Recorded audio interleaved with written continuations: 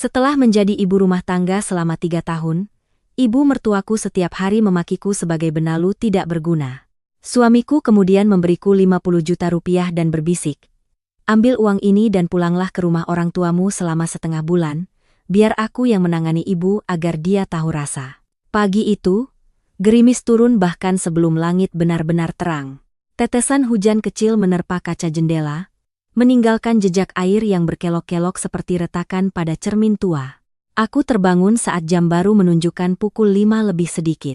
Belum sempat aku duduk tegak, sudah terdengar batuk kering Dava dari ranjang kecil yang diletakkan persis di sebelahku. Anak itu lahir prematur, saluran pernapasannya lemah sejak kecil. Setiap kali cuaca berubah, tenggorokannya pasti akan terganggu. Terkadang demam ringan saja sudah cukup membuat seisi rumah tidak bisa tidur selama beberapa malam. Aku segera mengenakan baju hangat, menggendong anakku dan meletakkan tanganku di dahinya untuk memeriksa. Untungnya dia belum demam, hanya sedikit hangat dan lelah. Aku mengambil alat nebulizer dan mencampur obat sesuai dosis yang dianjurkan dokter. Sambil membujuk anakku agar duduk tenang, aku juga menyempatkan diri memasak bubur. Selama 3 tahun terakhir, hal-hal seperti ini sudah menjadi kebiasaan. Aku bisa menebak dari suara napasnya apakah malam ini dia akan tidur nyenyak atau tidak.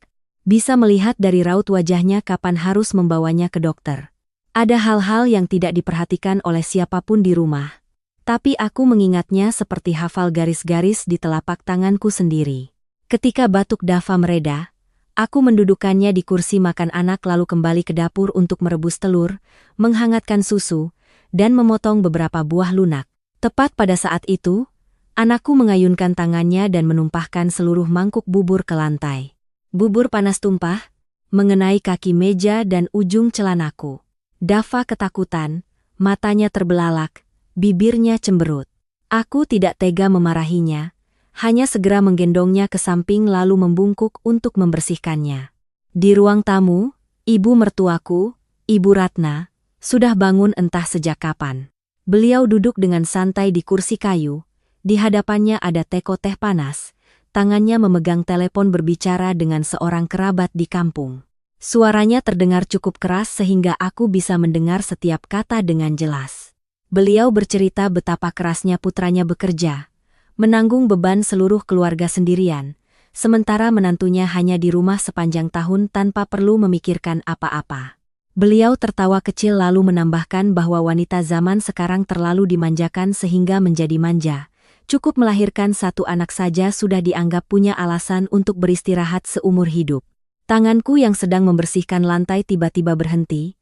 Kata-kata itu sudah tidak asing lagi. Selama lebih dari setahun beliau pindah untuk tinggal bersama kami. Aku sudah cukup mendengar berbagai macam sindiran, kadang langsung, kadang tersirat. Tapi hari itu, entah karena cuaca hujan yang dingin atau karena semalaman hampir tidak tidur menjaga anak, aku merasa setiap kata beliau lebih berat dari biasanya, seolah ada seseorang yang sengaja meletakkan batu besar di dadaku. Ibu Ratna menutup telepon, melirik meja makan lalu mengerutkan kening. Beliau mengetukkan ujung sumpit ke meja, suaranya penuh ketidakpuasan. Di rumah seharian tapi sarapan hanya bubur dan telur begini saja? Aku berdiri, berusaha menjaga suaraku tetap tenang. Aku menjelaskan bahwa Dava sedang batuk jadi harus makan makanan yang ringan, sedangkan untuk orang dewasa, aku sudah menyiapkan nasi uduk dan ayam goreng di dapur. Beliau tidak mendengarkan sampai selesai, langsung melontarkan omelan bahwa aku selalu menggunakan anak sebagai alasan. Menurutnya, seorang wanita yang tidak bekerja setidaknya harus tahu cara mengurus setiap makanan untuk suami dan ibu mertuanya. Tidak bisa seharian di rumah tapi semua pekerjaan dilakukan asal-asalan. Baskara yang duduk di seberang meja sejak tadi masih diam. Dia baru bangun dan sedang memeriksa pesan-pesan pekerjaan di teleponnya. Aku menatap suamiku, menunggu satu kalimat yang adil. Meskipun hanya satu kalimat yang sangat singkat, tapi dia hanya mengerutkan kening, meletakkan teleponnya lalu menasihati ibunya untuk tidak banyak bicara karena pagi-pagi tidak baik membuat keributan. Kalimat itu tidak membuatku lega. Itu seperti cara orang menutup sementara pintu yang terbanting keras oleh angin, hanya agar rumah tidak terlalu berisik, bukan benar-benar memperbaiki engsel yang sudah rusak. Melihat putranya tidak sepenuhnya memihaknya, Ibu Ratna semakin kesal. Beliau menunjuk ke arahku, suaranya lebih tinggi. Kamu tahu tidak berapa banyak uang yang dibawa Baskara ke rumah ini setiap bulan? Kamu hanya menadahkan tangan untuk menerima. Tapi selalu bertingkah seolah kamu sangat menderita. Kalau tidak ada dia di rumah ini, kamu dan anakmu mungkin sudah lama mengemis di jalanan. Aku meremas lap di tanganku, tenggorokanku tercekat tapi aku tetap tidak menjawab. Aku takut jika aku membuka mulut saat itu. Semua kekesalan yang terpendam selama 3 tahun akan meledak menjadi kata-kata yang bahkan aku sendiri tidak bisa mengendalikannya.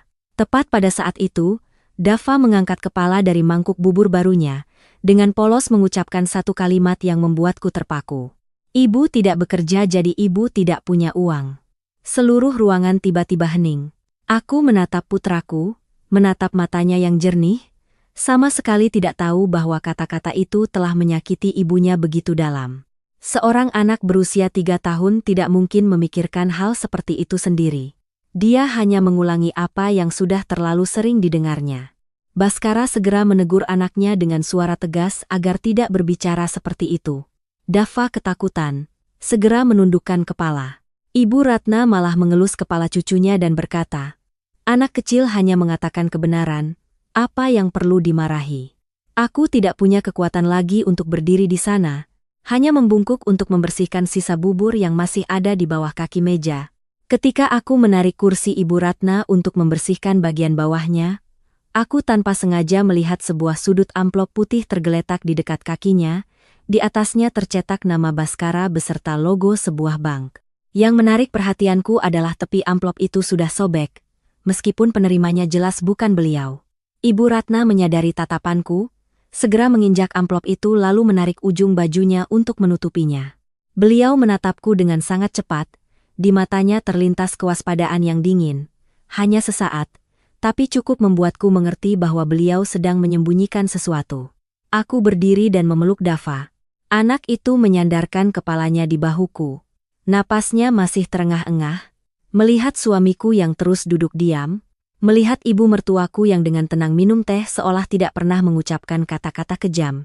Untuk pertama kalinya aku bertanya pada diri sendiri apakah selama 3 tahun ini aku berkorban untuk keluarga atau hanya perlahan-lahan berubah menjadi orang yang tidak diibut di rumahku sendiri. Melihat wajah polos Dava yang bersandar di pelukanku, ingatanku tanpa sadar kembali ke 3 tahun yang lalu ketika kehidupan kami sebagai suami istri masih sangat berbeda. Saat itu aku belum menjadi wanita yang hanya berkutat di dapur. Juga belum pernah berpikir suatu hari nanti aku harus mendengar orang lain menilai diriku hanya berdasarkan apakah aku bekerja atau tidak. Aku pernah menjadi kepala tim pengadaan di sebuah perusahaan manufaktur furnitur. Di bawahku ada 8 staf, setiap hari menangani puluhan penawaran harga, kontrak, dan negosiasi yang menegangkan dengan pemasok. Pekerjaannya berat tapi aku menyukainya. Aku suka perasaan memeriksa sendiri setiap angka, menemukan biaya yang tidak wajar, lalu bernegosiasi agar perusahaan mendapatkan harga yang lebih baik. Ada kontrak yang nilainya miliaran rupiah. Salah satu detail kecil saja bisa membuat seluruh lini produksi terlambat. Oleh karena itu, aku harus cepat, tegas, dan tidak boleh membiarkan emosi mempengaruhi pekerjaan. Saat itu, penghasilanku bahkan lebih tinggi dari Baskara. Dia baru saja dipromosikan menjadi kepala tim operasional. Pekerjaannya belum stabil, sering harus memeriksa gudang sampai larut malam. Kami tidak kaya, tapi setiap bulan kami bisa menabung sejumlah uang. Kami pernah duduk bersama menghitung, beberapa tahun lagi akan pindah ke rumah yang lebih besar baru kemudian memikirkan untuk punya anak. Baskara tidak pernah merasa tersinggung karena istrinya berpenghasilan lebih banyak. Sebaliknya, dia sering bercerita kepada teman-temannya bahwa istrinya sangat hebat. Hanya dengan melihat sekilas daftar harga sudah bisa menemukan di mana pemasok menaikkan harga. Pada hari-hari aku harus menjamu mitra kerja dan pulang larut, dia tetap proaktif memasak mie instan, menghangatkan makanan lalu duduk menunggu. Saat itu, aku pernah percaya bahwa aku telah memilih pria yang tepat, yang tahu cara menghargai kemampuan istrinya. Semua rencana berubah ketika aku hamil Dava. 6 bulan pertama, kehamilanku cukup stabil sehingga aku tetap bekerja seperti biasa. Memasuki bulan ke-7, dalam sebuah rapat dengan pemasok, Perutku tiba-tiba sakit melilit lalu pingsan di ruang rapat. Ketika sadar, aku sudah berada di rumah sakit. Di sekelilingku hanya ada suara mesin dan wajah pucat suamiku. Dava lahir hampir 3 bulan lebih awal dari perkiraan. Beratnya hanya sedikit di atas 1 kilogram. Kulitnya merah muda. Tangannya begitu kecil sehingga satu jariku saja sudah lebih besar dari seluruh tangannya. Karena paru-parunya belum berkembang sempurna, dia harus dirawat di ruang perawatan intensif selama berminggu-minggu. Aku hanya bisa berdiri di luar kaca, melihatnya bernapas dengan bantuan mesin tanpa bisa memeluknya. Hari-hari itu, aku hampir tidak mengenal konsep tidur nyenyak. Setiap kali telepon dari rumah sakit berdering, jantungku serasa berhenti berdetak karena takut mendengar kabar buruk. Suatu hari dokter memberitahu bahwa Dava terkena infeksi, harus ganti obat dan terus dipantau secara ketat. Aku duduk di koridor yang dingin, kedua tanganku kugenggam erat hingga mati rasa, hanya berharap bisa menukar semua yang kumiliki agar anakku selamat. Setelah lebih dari sebulan, Dava akhirnya boleh pulang. Sebelum pulang, dokter berpesan dengan sangat teliti bahwa 2 tahun pertama kehidupannya adalah masa yang sangat penting. Sistem pernapasannya lebih lemah dari anak normal. 1 kali radang paru-paru atau infeksi berat saja bisa membuat kondisinya menjadi berbahaya. Dia harus minum obat tepat waktu, di nebulizer jika perlu, menjaga lingkungan tetap bersih dan membatasi kontak dengan orang yang sedang sakit. Awalnya, aku tidak berpikir akan berhenti bekerja. Aku mengajukan kerja paruh waktu, membawa laptop ke rumah dan berusaha menangani pekerjaan sambil merawat anak. Tapi kenyataannya tidak sesederhana angka-angka yang pernah kuhitung. Dava sangat sedikit tidur, sering sesak napas di malam hari dan hanya perlu aku lengah beberapa menit saja bisa terjadi sesuatu. Kami berdua sudah mencoba menyewa pengasuh anak. Yang pertama berhenti setelah kurang dari sebulan karena mengatakan Dava terlalu sulit dirawat. Yang kedua sering memberikan obat kepada anak dengan waktu yang salah. Hingga yang ketiga, sebuah kecelakaan terjadi yang membuatku tidak akan pernah berani menyerahkan anakku sepenuhnya kepada orang lain. Hari itu aku sedang di kantor ketika menerima telepon dari asisten rumah tangga. Suaranya panik, mengatakan Dava membiru dan napasnya sangat lemah. Aku berlari keluar dari ruang rapat, naik taksi pulang lalu membawa anakku ke unit gawat darurat. Setelah itu aku baru tahu dia tertidur saat Dava batuk terus-menerus. Baru menyadari ketika anakku hampir tidak bisa menangis lagi. Malam itu, duduk di luar ruang gawat darurat, aku membuat keputusan untuk berhenti bekerja. Keputusan itu bukan karena paksaan Baskara, juga bukan karena aku bosan dengan pekerjaanku. Aku mengerti betul, jika aku terus berusaha mempertahankan keduanya, aku bisa kehilangan hal yang paling penting. Ketika mendengar aku berkata, Baskara terdiam sangat lama. Dia memelukku, suaranya serak karena lelah dan takut. Kamu sedang menyelamatkan masa depan anak kita. Urusan ekonomi biar aku yang urus. Nanti bagaimanapun juga, aku tidak akan membiarkan siapapun meremehkan pengorbananmu ini.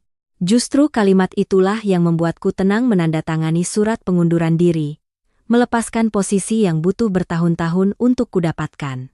Aku menyerahkan semua pekerjaan, meninggalkan kantor di tengah penyesalan rekan-rekan kerja, dan kembali ke rumah memulai kehidupan yang sama sekali berbeda.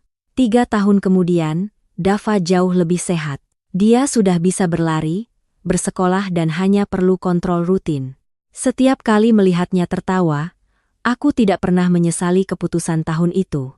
Aku bisa kehilangan posisi, kehilangan penghasilan dan melewatkan banyak kesempatan, tapi aku telah mempertahankan anakku. Hanya saja dalam 3 tahun itu, rekan-rekan kerjaku dulu satu persatu naik jabatan, sementara hubungan profesional perlahan-lahan menipis. Uang tabungan pribadiku juga menipis karena obat-obatan, perlengkapan anak, dan biaya-biaya yang tidak enak untuk diminta pada suami. Dari seseorang yang mandiri dalam setiap pengeluaran, aku mulai harus melihat jumlah uang yang ditransfer Baskara setiap bulan untuk menghitung setiap kebutuhan. Aku masih menganggap itu hanya pembagian tugas sementara dalam keluarga. Aku merawat anak, Baskara mencari uang, masing-masing menanggung sebagian tanggung jawab. Aku tidak pernah berpikir aku lebih rendah dari suami, apalagi berpikir aku hidup menumpang pada siapapun. Namun, orang luar tidak melihat malam-malamku yang tidak tidur, Saat-saat aku menggendong anak lari ke rumah sakit atau setiap butir obat yang kucatat jam minumnya dengan hati-hati. Mereka hanya melihat aku tidak lagi mengenakan pakaian kantor, tidak punya slip gaji dan tidak keluar rumah setiap pagi. Sejak saat itu pula, pengorbanan yang pernah dikatakan Baskara akan dia syukuri seumur hidup mulai diubah oleh ibu mertuaku menjadi bukti untuk dua kata benalu. Ibu mertuaku pindah untuk tinggal bersama kami sekitar setahun setelah aku berhenti bekerja. Saat itu ayah mertuaku baru saja meninggal setelah beberapa waktu sakit. Ibu Ratna tinggal sendirian di rumah tua. Setiap hari menyalakan dupa lalu keluar masuk dalam 4 dinding yang dingin. Baskara kasihan pada ibunya. Berkali-kali berdiskusi denganku untuk menjemputnya tinggal bersama. Aku tidak menolak. Bahkan saat itu aku berpikir dengan adanya nenek di rumah, Daffa akan lebih disayang. Dan aku juga punya teman bicara setelah hari-hari yang hanya berkutat dengan obat-obatan dan suara batuk anak. Bulan-bulan pertama Ibu Ratna bersikap cukup lembut. Beliau sering bercerita kepada tetangga bahwa aku merawat anak dengan teliti, memasak dengan bersih, dan tahu cara mengalah pada orang tua. Suatu hari beliau bahkan menggendong Daffa selama hampir 1 jam agar aku bisa potong rambut. Hanya hal kecil seperti itu saja sudah membuatku terharu. Karena sejak berhenti bekerja, aku jarang punya waktu untuk diriku sendiri. Aku pernah berpikir keputusan tinggal bersama adalah benar. Aku tidak tahu bahwa keramahan awal itu hanyalah lapisan luar, sementara di dalam.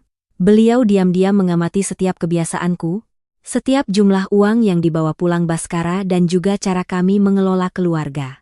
Setelah terbiasa dengan kehidupan baru, beliau mulai menyinggung soal uang. Awalnya hanya pertanyaan-pertanyaan yang seolah tidak sengaja. Setiap bulan Baskara memberiku berapa, tagihan listrik dan air habis berapa, obat Daffa benar-benar semahal itu. Aku masih menjawab dengan jujur karena menganggap beliau hanya peduli pada kehidupan anak-anaknya. Lambat laun, pertanyaan-pertanyaan itu berubah menjadi campur tangan. Beliau mengusulkan agar Baskara mentransfer seluruh uang belanja bulanan ke rekeningnya agar beliau yang mengelola. Beliau berkata sudah mengurus keluarga selama puluhan tahun. Tahu uang mana yang harus dibelanjakan, uang mana yang harus disimpan. Sedangkan aku sudah lama berhenti bekerja jadi tidak mengerti lagi betapa sulitnya mencari uang. Baskara tidak setuju menyerahkan seluruh penghasilannya kepada ibunya, tapi untuk membuat ibunya senang, dia mentransfer sejumlah uang tetap setiap bulan.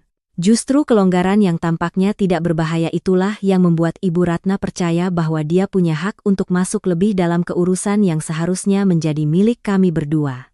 Sejak itu, setiap kali aku pulang dari pasar, beliau selalu membuka setiap kantong belanja untuk memeriksa. Beliau menanyakan harga setiap ikat sayur, setiap kilogram daging lalu menyimpan struknya seolah aku adalah seorang pegawai yang harus melaporkan pengeluaran. Jika melihatku membeli ikan salmon, susu formula atau suplemen untuk Daffa, beliau langsung mengerutkan dahi menganggap aku membesarkan anak gaya orang kaya untuk menghabiskan uang suami. Aku menjelaskan anakku lahir prematur, pola makannya harus mengikuti anjuran dokter. Beliau hanya tersenyum sinis berkata, "Anak-anak zaman dulu makan nasi disiram kecap asin saja tetap besar. Kamu hanya ingin menggunakan kesehatan anak sebagai alasan untuk membeli barang-barang mahal." Hal yang membuatku paling tidak nyaman adalah beliau sangat ketat dengan biaya untukku dan anakku, tetapi sama sekali berbeda ketika Riani, adik perempuan Baskara. Kembali, Riani sudah menikah, punya 1 anak kecil, tapi hampir setiap bulan mampir ke rumah ibunya beberapa kali. Kadang dia mengeluh bisnis suaminya sedang sulit, kadang mengatakan perlu membayar uang sekolah anak, lain waktu bilang teleponnya rusak sehingga tidak bisa menghubungi pelanggan. Setiap kali seperti itu, Ibu Ratna selalu cepat-cepat memberikan uang, kadang hanya beberapa juta, kadang lebih banyak. Tapi beliau selalu berpesan pada Riani agar tidak memberitahu kakaknya. Aku pernah memergoki beliau membuka laci di ruang tamu, mengeluarkan 5 juta rupiah dan memberikannya kepada putrinya. Melihatku masuk, beliau terkejut lalu menutup laci itu dan mengatakan itu uang untuk membeli suplemen. Aku tahu beliau berbohong tapi tetap berusaha bertanya dengan baik-baik. Tak disangka beliau langsung berubah raut wajah, menyalahkanku karena mengintai uang orang tua. Lalu malamnya menangis di depan Baskara, Mengatakan bahwa dia tinggal di rumah putranya tapi selalu dicurigai oleh menantunya seperti orang asing. Baskara mengerti ibunya berlebihan, tapi dia tetap memilih cara yang biasa yaitu menasihatiku untuk mengabaikannya. Dia bilang ibunya baru saja kehilangan suami, mentalnya belum stabil, jika berdebat akan membuat tekanan darahnya naik. Dia berjanji akan berbicara secara pribadi dengan ibunya jika waktunya lebih tepat. Tapi waktu yang lebih tepat itu tidak pernah datang. Menyadari putranya selalu memilih jalan damai, Ibu Ratna semakin menjadi-jadi.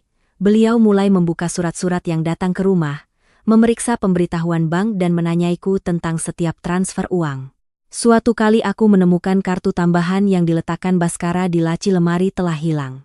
Beliau bilang hanya menyimpankannya karena takut diambil asisten rumah tangga, padahal saat itu kami tidak mempekerjakan siapapun. Aku menceritakan hal itu kepada suamiku. Dia memeriksa lalu mengambil kembali kartu itu dari ibunya, tapi hanya menegurnya dengan lembut. Beliau tidak meminta maaf. Sebaliknya malah menyalahkan kami karena tinggal dengan ibu tapi menyembunyikan segala hal, membuat beliau merasa tidak punya posisi dalam keluarga. Dari seseorang yang datang menumpang karena kesepian, beliau perlahan-lahan menganggap dirinya sebagai orang yang berhak memutuskan segalanya. Sedangkan aku, orang yang telah membangun rumah ini bersama suami dan mendedikasikan 3 tahun untuk merawat anak, semakin harus menjelaskan setiap pengeluaran kecil. Tepat pada periode itu, amplop bank yang kulihat di bawah kaki beliau pada pagi yang hujan dan dingin itu dikirimkan. Di atasnya tertera nama Baskara, tapi tepi surat itu sudah disobek sebelum dia sempat melihatnya. Saat itu aku belum tahu di dalamnya ada pemberitahuan tentang pinjaman hampir 100 juta rupiah atas nama suamiku.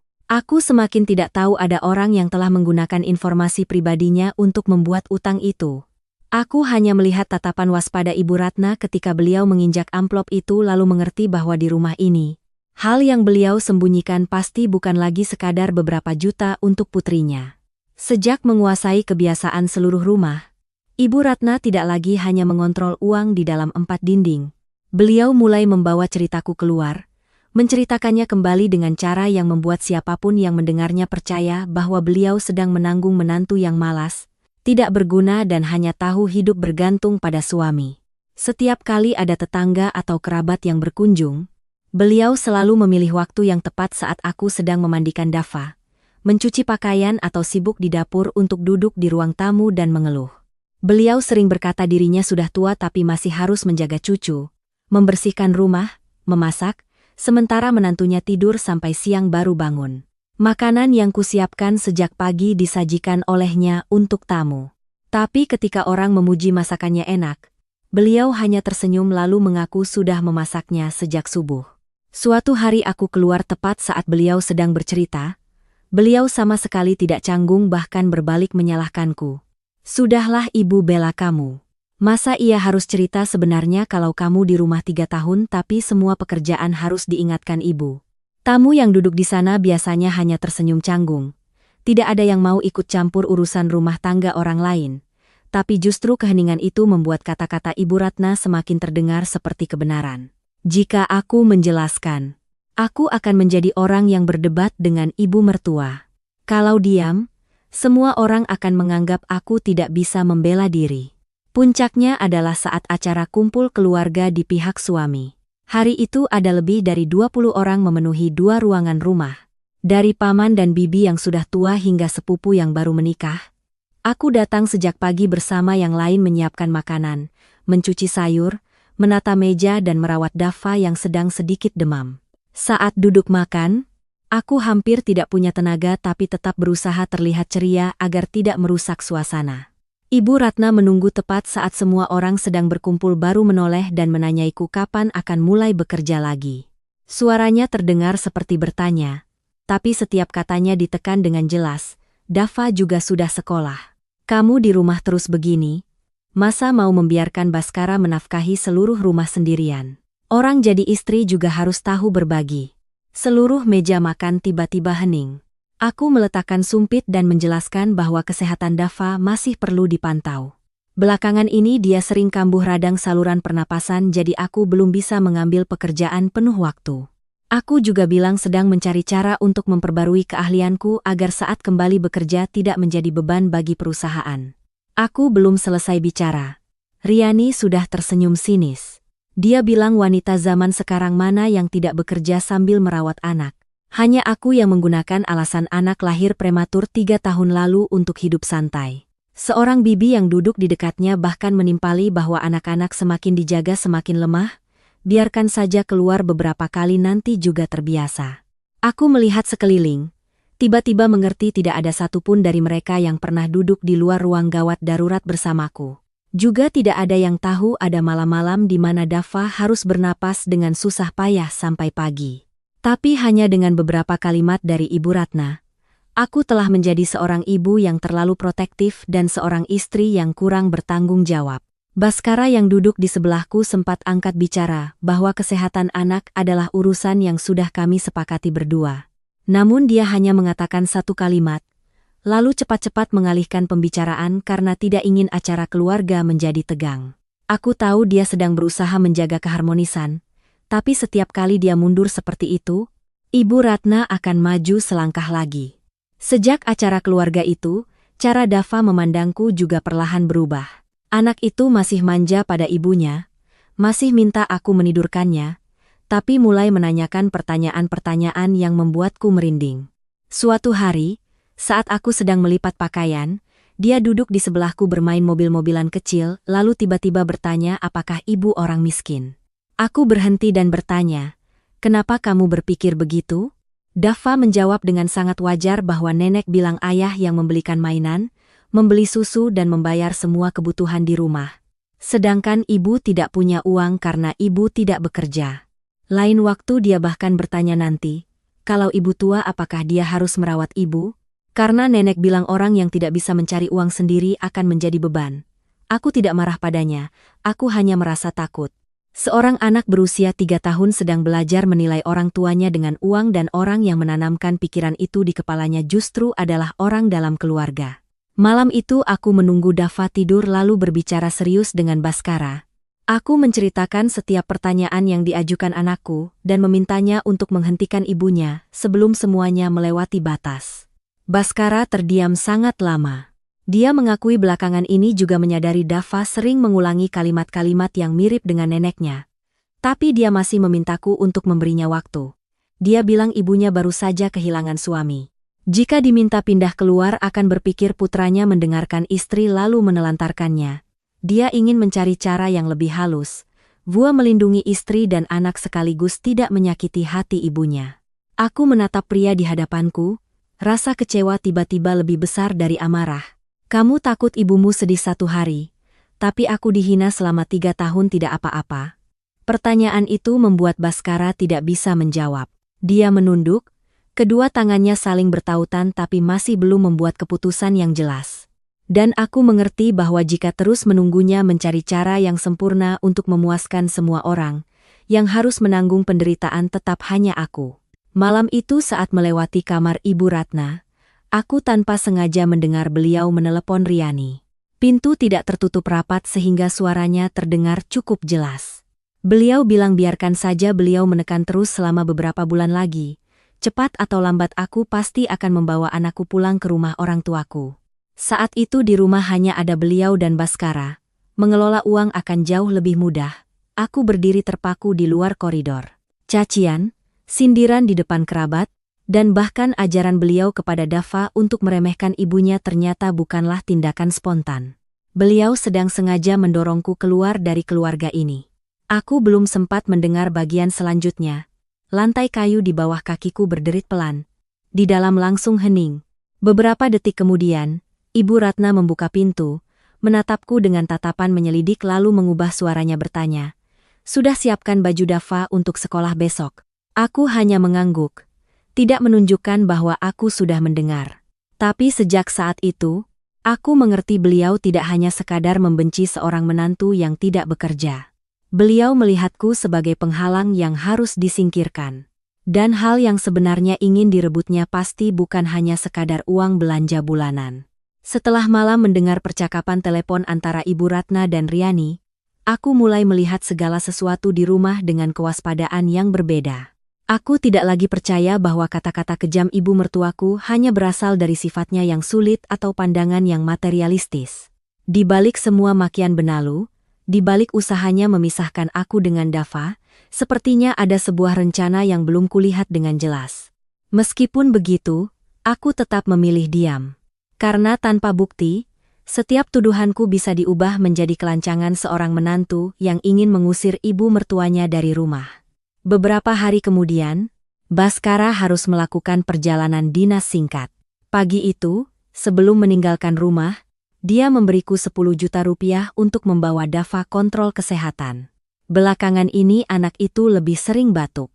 Dokter menjadwalkan pemeriksaan ulang paru-paru dan mengganti beberapa jenis obat. Baskara berpesan agar aku membayar semua biaya, sisanya bisa kusimpan untuk membeli obat untuk anak. Aku mengangguk tanpa menceritakan percakapan yang kudengar. Karena selama bertahun-tahun Baskara selalu cenderung menunggu masalah mendingin baru menyelesaikannya. Kali ini aku ingin mengamati lebih lanjut sebelum memaksanya memilih. Pemeriksaan berlangsung hampir seharian. Dava harus röntgen, tes darah, dan dinebulizer sekali lagi karena tenggorokannya menunjukkan tanda-tanda kejang ringan. Saat kami berdua sampai di rumah, anak itu sudah lelah dan menyandarkan kepalanya di bahuku tertidur. Aku baru saja membuka pintu dan melihat Ibu Ratna duduk di tengah ruang tamu, di hadapannya ada teko teh yang sudah dingin. Penampilannya menunjukkan bahwa beliau tidak kebetulan duduk di sana, melainkan sudah menungguku sejak lama. Beliau langsung bertanya berapa sisa uang yang diberikan Baskara. Aku menjawab biaya rumah sakit, obat-obatan, dan pemeriksaan sudah habis lebih dari 6 juta. Sisanya akan kusimpan untuk membeli obat di hari-hari berikutnya. Beliau mengulurkan tangan meminta aku memberikan semuanya untuk beliau kelola. Menurutnya, uang putranya maka beliau berhak tahu digunakan untuk apa. Sedangkan aku hanya perlu memberikan struk, kapanpun butuh beliau akan memberikannya kembali. Aku sedang menggendong Dava jadi berusaha menjaga suaraku pelan, tidak ingin membangunkannya. Aku bilang semua biaya terkait dengan kesehatan cucunya. Aku akan bertanggung jawab sendiri dan tidak ada alasan untuk menyerahkan uang itu padanya. Hanya satu kalimat penolakan itu sudah cukup membuat wajah Ibu Ratna berubah. Beliau berdiri, menyambar tas di bahuku. Aku tidak sempat bereaksi karena satu tangan masih memeluk anak. Resleting tas ditarik dengan keras. Semua struk, resep obat, dan dompet berjatuhan ke lantai. Beliau membungkuk memungut setiap lembar. Melirik sekilas lalu dengan suara keras menuduhku memalsukan biaya rumah sakit untuk menyimpan uang dan mengirimkannya ke ibuku. Aku meletakkan Dava di sofa lalu merebut kembali tasku. Aku bilang semua bukti ada nama rumah sakit, nama obat, dan tanggal jam yang jelas. Beliau bisa memeriksanya jika curiga, tapi beliau sama sekali tidak ingin memeriksa.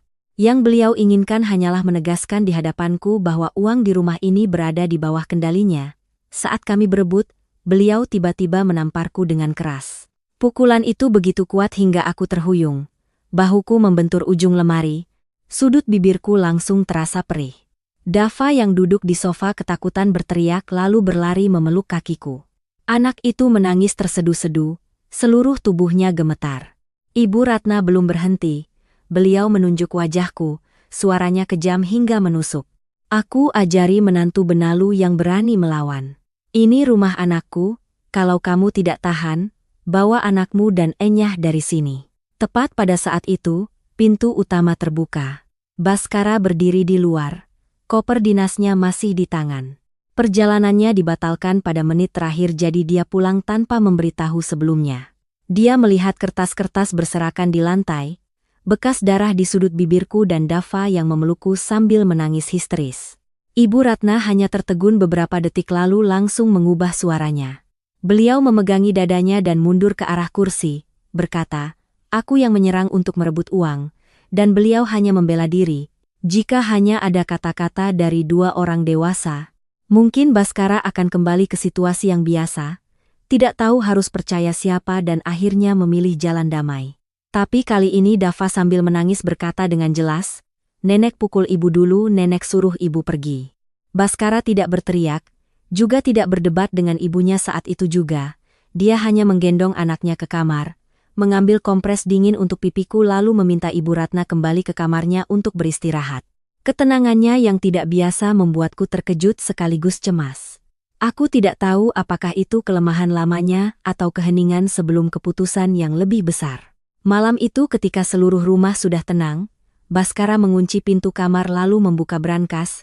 Dia mengeluarkan sebuah amplop tebal dan meletakkannya di tanganku. Di dalamnya ada 50 juta rupiah. Sebuah kartu bank baru atas namaku dan setumpuk dokumen yang difotokopi dengan rapi. Dia menatapku, suaranya sangat pelan tapi tegas. Ambil uang ini lalu bawa Dava ke rumah orang tuamu selama setengah bulan, jangan beritahu kapan akan kembali. Kali ini aku tidak memaksamu untuk bersabar lagi. Aku harus menangani ibu agar dia tahu persis siapa yang sebenarnya menjadi benalu di rumah ini. Aku menatap suamiku, belum bisa percaya perubahan itu. Baskara lalu menunjukkan pemberitahuan pinjaman hampir 100 juta rupiah atas namanya beserta banyak transaksi tidak wajar yang ditransfer ke rekening Riani. Dia mengaku sudah curiga sejak beberapa minggu lalu jadi diam-diam memeriksanya. Pinjaman itu bukan dia yang melakukan. Ada orang yang menggunakan foto dokumen pribadi dan kode verifikasi dari ponsel lamanya untuk membuat pengajuan. Baskara menduga ibu dan adiknya sedang menyembunyikan utang besar. Sedangkan mendorongku pulang ke rumah orang tuaku hanyalah langkah awal agar mereka lebih mudah mengontrol uang dan surat-surat rumah. Dia akan berpura-pura memberitahu bahwa dirinya diskors dari pekerjaan. Rekeningnya dibekukan untuk melihat apa yang akan dilakukan Ibu Ratna untuk menyelesaikan masalah ketika tidak ada lagi uang dari putranya dan apa yang akan terungkap. Aku setuju untuk pergi tapi memintanya untuk tidak mengubah balas dendam menjadi tindakan kejam pada ibunya. Semua kesalahan harus dibuktikan dengan bukti. Sedangkan batasan merawat orang tua tetap harus dijaga. Baskara mengangguk berkata, aku mengerti yang perlu ditangani bukan hanya seorang ibu yang sulit tetapi juga cara hidup yang salah yang sudah berlangsung terlalu lama. Keesokan paginya, aku memasukkan beberapa setel pakaian ke dalam koper lalu membawa Dava pergi dari rumah. Ibu Ratna tidak menghalangi, bahkan berdiri di balkon berteriak ke bawah bahwa jika sudah pergi jangan kembali. Aku menggigit bibirku kuat-kuat, tidak menoleh ke belakang. Mobil baru saja menghilang dari ujung gang. Telepon Baskara sudah merekam suara Ibu Ratna yang menelepon Riani. Hani sudah pergi, sore ini kamu bawa berkasnya ke sini. Kali ini harus paksa kakakmu tanda tangan sampai selesai. Mendengar rekaman itu, Baskara duduk terdiam di tengah ruang tamu sangat lama. Akhirnya dia berkata pelan, seolah pada dirinya sendiri, ternyata selama ini yang dianggap ibuku sebagai mesin uang bukanlah istriku melainkan aku sendiri. Mobil baru saja berhenti di depan gerbang rumah ibuku. Aku masih duduk diam beberapa detik baru punya kekuatan untuk membuka pintu dan turun. Dava sudah tertidur pulas di bahuku setelah perjalanan panjang. Satu tangannya masih menggenggam erat ujung bajuku seolah takut jika dilepaskan aku akan menghilang. Ibuku, Ibu Wati, sedang memetik sayur di teras. Begitu melihat kami berdua, beliau buru-buru meletakkan keranjang sayurnya, berlari keluar untuk mengambil koper lalu tertegun saat melihat memar yang belum hilang di wajahku. Beliau tidak bertanya bertubi-tubi, juga tidak menangis menyalahkan keluarga suamiku. Ibu hanya mengulurkan tangan mengelus lembut rambutku, suaranya merendah, rumah ini miskin tapi tidak pernah kekurangan tempat untukmu dan anakmu. Masuklah dulu, semua masalah nanti pasti bisa diselesaikan. Hanya satu kalimat itu membuat lapisan pertahanan yang kubangun sejak pagi hancur berkeping-keping. Aku memalingkan wajah, berusaha menahan isakan karena tidak ingin Dava terbangun, tapi air mata tetap mengalir tak terbendung. Aku tidak menceritakan semua masalah kepada ibuku. Aku hanya bilang ada masalah yang perlu diselesaikan antara aku dan suami. Baskara ingin aku membawa anak pulang selama setengah bulan untuk menghindari ketegangan. Ibu menatapku sangat lama lalu mengangguk pelan. Beliau tidak menghakimi menantunya, juga tidak buru-buru menasihatiku untuk bercerai atau kembali. Beliau hanya berpesan, kali ini aku harus melihat tindakan suamiku. Karena janji seindah apapun tidak bisa menggantikan seorang pria yang tahu kapan harus berpihak pada istri dan anaknya. Saat aku menata tempat tidur untuk Dava, Baskara di rumah mulai menjalankan rencananya. Dia sengaja pulang lebih larut dari biasanya. Wajahnya lelah, kemejanya kusut seperti baru melewati hari yang buruk. Di meja makan, Ibu Ratna masih menunggu, Raut wajahnya sama sekali tidak sedih karena menantunya telah pergi, sebaliknya ada sedikit kelegaan yang sulit disembunyikan. Baskara meletakkan sepucuk surat di meja lalu berkata, "Perusahaan baru saja menemukan ada kehilangan barang di gudang, karena aku yang bertanggung jawab atas operasional. Pihak perusahaan memutuskan untuk men-skors sementara pekerjaanku untuk memverifikasi tanggung jawab." Dia juga menambahkan, jika tidak bisa memberikan penjelasan, dia mungkin harus membayar ganti rugi yang besar, bahkan dituntut. Ibu Ratna mengambil surat itu dan membacanya berulang kali. Raut wajahnya berubah-ubah. Awalnya beliau curiga, mengira putranya menyembunyikan sesuatu. Tapi ketika Baskara mengatakan rekening pribadinya telah dibekukan sementara untuk penyelidikan, beliau langsung menanyakan tabungan kami. "Uang di rumah mana? Hani yang pegangkan? Suruh dia bawa pulang sekarang." Pertanyaan itu membuat Baskara semakin yakin dia sudah berjalan di arah yang benar. Alih-alih bertanya apakah putranya baik-baik saja, apakah dia difitnah atau tidak, hal pertama yang dipedulikan ibunya adalah sisa uang. Dia sengaja berpura-pura putus asa berkata, "Aku sudah mengantarnya pulang dan mungkin tidak akan kembali dalam waktu dekat." Mendengar itu Ibu Ratna langsung mengerutkan kening. Bukan karena khawatir keluarga akan hancur tapi karena rencananya berisiko tertunda. Malam itu, Riani muncul, dia datang dengan sangat diam-diam, tidak membawa anaknya. Begitu masuk langsung bersama ibunya masuk ke kamar tidur lalu menutup pintu rapat-rapat. Baskara berpura-pura kembali ke kamar untuk istirahat tapi teleponnya sudah terhubung dengan alat perekam kecil yang sudah dipasang sebelumnya. Melalui earphone dia mendengar dengan jelas suara kertas dibuka. Suara Ibu Ratna berpesan pada putrinya untuk berbicara pelan. Dan suara Riani yang penuh kekhawatiran. Riani bilang hanya perlu Baskara menandatangani surat pernyataan bahwa rumah itu adalah aset yang diberikan ibunya secara pribadi, maka pihak pemberi pinjaman akan setuju untuk mencairkan tambahan 200 juta rupiah.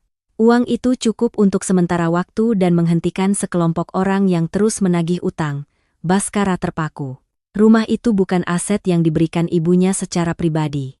Sebagian besar uang untuk membeli rumah adalah tabungan kami berdua.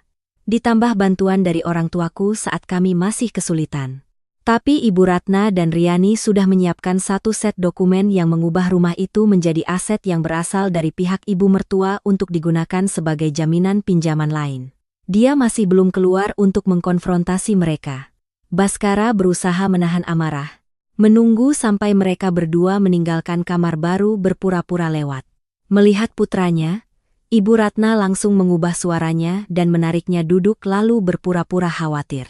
Beliau bilang sudah menemukan orang yang bisa membantunya melewati masalah di perusahaan, asalkan dia menandatangani beberapa dokumen yang diperlukan. Beliau meletakkan tumpukan berkas di depan putranya. Dengan suara lembut, "Ibu sudah urus semuanya untukmu, tinggal tanda tangan di sini. Ibu akan cari cara untuk mendapatkan uang. Kalau sudah ada uang, masalah apapun bisa diselesaikan." Baskara mengambil pulpen tapi sengaja membuat tangannya gemetar. Dia membalik setiap halaman dan bertanya mengapa dalam berkas ada bagian konfirmasi asal-usul rumah dan mengapa namaku dicoret di beberapa tempat. Ibu Ratna langsung menjawab, "Dia sudah pulang sendiri. Orang yang tidak mau lagi tinggal bersama suami juga tidak seharusnya punya hak untuk ikut campur dalam aset keluarga suami." Riani yang berdiri di sebelahnya semakin tidak sabar. Dia merebut kembali tumpukan berkas dan berkata, "Kakak tinggal tanda tangan saja, sisanya sudah ada yang urus." Justru sikap terburu-buru itulah yang membuat Baskara sadar bahwa ini bukan hanya pinjaman biasa. Ibu dan adiknya sudah merencanakan skenario untuk menjadikanku orang yang meninggalkan keluarga secara sepihak, sehingga menyingkirkanku dari semua hak yang terkait dengan rumah itu. Baskara beralasan sakit kepala dan bilang butuh waktu untuk membaca dengan teliti baru menandatangani. Ibu Ratna tidak senang tapi belum berani memaksa karena takut dia curiga. Setelah mereka berdua pergi, Baskara langsung memfoto seluruh dokumen dengan teleponnya. Dia mengirim foto-foto itu kepada Gilang, seorang teman lama yang bekerja sebagai ahli hukum. Beberapa menit kemudian, Gilang menelepon kembali dengan suara yang lebih serius dari biasanya. Dia mengatakan beberapa tanda dalam berkas menunjukkan bahwa surat konfirmasi asal-usul aset mungkin telah dipalsukan. Sedangkan klausul pinjaman yang menyertainya cukup untuk membuat seluruh keluarga kehilangan kendali atas rumah jika menandatanganinya. Gilang berpesan dengan sangat jelas, kamu jangan menandatangani halaman manapun. Begitu tanda tanganmu muncul di tempat yang tepat, akan sangat sulit untuk membuktikan bahwa kamu ditipu nanti. Baskara duduk sendirian di ruang kerjanya, menatap tumpukan berkas di layar. Baru saat itulah dia mengerti rencana ibunya bukan hanya mendorongku keluar rumah atau mengambil sejumlah uang belanja. Beliau siap mengorbankan tempat tinggal putra, menantu, dan cucunya sendiri untuk menyelamatkan sebuah rahasia yang bahkan dia belum tahu sepenuhnya. Sementara di rumah orang tuaku, aku memeluk Dava yang sedang tidur di kamar lamaku. Sama sekali tidak tahu bahwa malam itu suamiku sedang dihadapkan pada satu set dokumen yang bisa membuat keluarga kami kehilangan segalanya. Aku hanya ingat pesannya sebelum pergi, berikan aku waktu setengah bulan. Tapi beberapa hari pertama, kebenaran sudah mulai terungkap jauh lebih menakutkan dari yang kami berdua perkirakan. 2 hari setelah aku membawa Dava pulang ke rumah orang tuaku, cerita di rumah suamiku mulai menyebar keluar dengan cara yang sama sekali berbeda dari kenyataan. Orang pertama yang menelepon ibuku adalah seorang kerabat dari pihak suami. Dia tidak menanyakan kabar kami berdua, juga tidak peduli mengapa aku pergi. Begitu telepon diangkat langsung menyalahkan ibuku karena tidak bisa mendidik anak perempuannya, membiarkanku mengambil uang suami lalu membawa anak kabur. Ibuku tidak berdebat. Beliau hanya dengan tenang bertanya pada orang itu, apakah dia melihat sendiri aku mengambil uang, apakah ada bukti aku memukul ibu mertuaku. Ujung telepon di seberang sana terdiam beberapa detik lalu kembali mengulang bahwa Ibu Ratna sudah bercerita dengan sangat jelas bahwa aku kurang ajar, merebut uang hingga membuatnya jatuh dan sakit dada. Ibuku mendengarkan semua lalu menjawab dengan satu kalimat singkat. Anak saya benar atau salah nanti ada buktinya. Keluarga kami tidak akan menyerahkan orang hanya karena beberapa fitnah. Sampai sore, beberapa panggilan lain terus datang.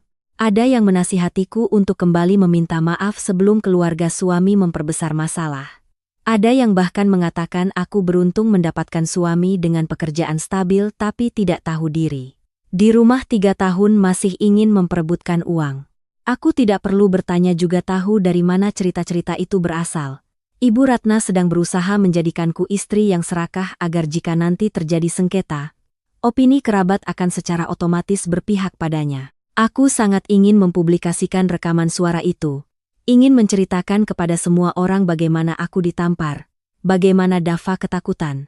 Tapi Baskara mengirim pesan agar aku terus diam untuk sementara waktu. Dia mengatakan bukti-bukti terkait pinjaman dan rumah masih belum lengkap. Jika Ibu Ratna tahu rencananya terbongkar, dia bisa menghancurkan dokumen atau beralih ke cara lain yang lebih sulit dikendalikan. Logikaku memahami kata-kata suamiku tapi emosiku tidak mudah tenang. Aku dimaki benalu saat masih di rumah suami, saat pergi malah dijadikan buronan yang membawa kabur uang. Yang lebih menyakitkan adalah ibuku sendiri juga terseret ke dalam gosip itu. Beliau masih pergi ke pasar, masih merawat cucu dan beraktivitas seperti biasa. Tapi aku tahu beberapa tetangga sudah mulai memandangnya dengan tatapan penasaran. Ibu tidak mengeluh. Beliau hanya bilang orang yang hidup lurus tidak perlu mengejar setiap mulut untuk membela diri. Namun, malam itu, Dava tiba-tiba demam ringan. Anak itu tidur tidak nyenyak, terus terkejut lalu memelukku erat, mulutnya menggumam bahwa nenek akan datang menjemputnya. Aku terbangun, meletakkan tanganku di dahi anakku lalu dengan lembut bertanya mengapa dia berpikir begitu. Dava awalnya tidak mau bicara, hanya memalingkan wajah ke dadaku. Baru setelah aku berjanji tidak akan memarahinya, anak itu baru bercerita bahwa sebelum kami pergi, nenek pernah bilang jika ibu masih membantah, nenek akan mengusir ibu dan menahannya untuk ayah agar bisa menikah lagi. Setiap kata yang polos itu membuat hatiku sesak. Aku pernah berpikir, kata-kata ibu mertuaku di depan anak hanyalah ketidaksengajaan orang dewasa yang kurang bisa menahan diri. Sekarang aku baru mengerti beliau telah menggunakan ketakutan akan ditinggalkan untuk mengendalikan seorang anak berusia 3 tahun. Ibuku duduk di samping tempat tidur, tidak memarahi cucunya juga tidak menjelek-jelekkan neneknya di depan anak. Beliau hanya memeluk Dava, dengan perlahan bercerita bahwa anak-anak bukanlah barang yang bisa diperebutkan oleh orang dewasa. Apapun yang terjadi, ibu dan nenek dari pihak ibu akan selalu ada di sisinya. Malam itu, Beliau duduk bersandar di kepala tempat tidur hampir sampai pagi. Setiap kali Dava terkejut, beliau menepuk punggungnya dengan lembut. Di sebelah rumah ada Pak Tono, seorang montir yang sudah lama menduda. Beliau pendiam dan hidup sederhana. Dulu hanya sesekali datang membantu ibuku memperbaiki kipas angin atau mengganti bola lampu. Tahu Dava takut orang asing. Beliau tidak menanyakan urusan keluarga, juga tidak memaksa anak itu untuk menyapa. Setiap sore beliau hanya meletakkan sebuah mainan kayu kecil buatannya sendiri di depan gerbang. Kadang sebuah truk, kadang seekor kuda beroda. Pada hari ketiga, Dava sendiri yang membawa mobil kayu itu keluar teras mencari Pak Tono. Pak Tono duduk agak jauh dari anak itu. Sambil mengampelas sebatang kayu beliau berkata, "Anak-anak tidak perlu orang dewasa menceritakan siapa yang benar siapa yang salah. Dia hanya perlu tahu di mana ada orang yang menepati janji padanya." Kalimat itu membuatku terdiam sangat lama. Saat kerabat dari pihak suami menggunakan hubungan darah untuk menyakiti, seorang tetangga yang tidak punya hubungan darah justru tahu cara menjaga perasaan aman anakku. Di sisi lain, Ibu Ratna mulai menekan Baskara. Beliau memintanya menelepon dan memaksaku membawa kembali 50 juta rupiah. Beliau sudah menebak putranya memberikan uang kepada istrinya sebelum aku pergi dan terus-menerus mengatakan itu adalah uang keluarga. Aku tidak berhak membawanya pergi. Agar beliau percaya bahwa kami benar-benar sudah retak, Baskara meneleponku lalu sengaja menyalakan pengeras suara. Suaranya lebih dingin dari biasanya, memintaku membawa uang kembali untuk menyelesaikan masalah. Aku mengerti maksudnya jadi menjawab bahwa uang itu dia berikan secara sukarela untuk biaya hidup kami. Pesannya masih lengkap, tidak ada yang bisa mengubahnya menjadi tindakan penggelapan.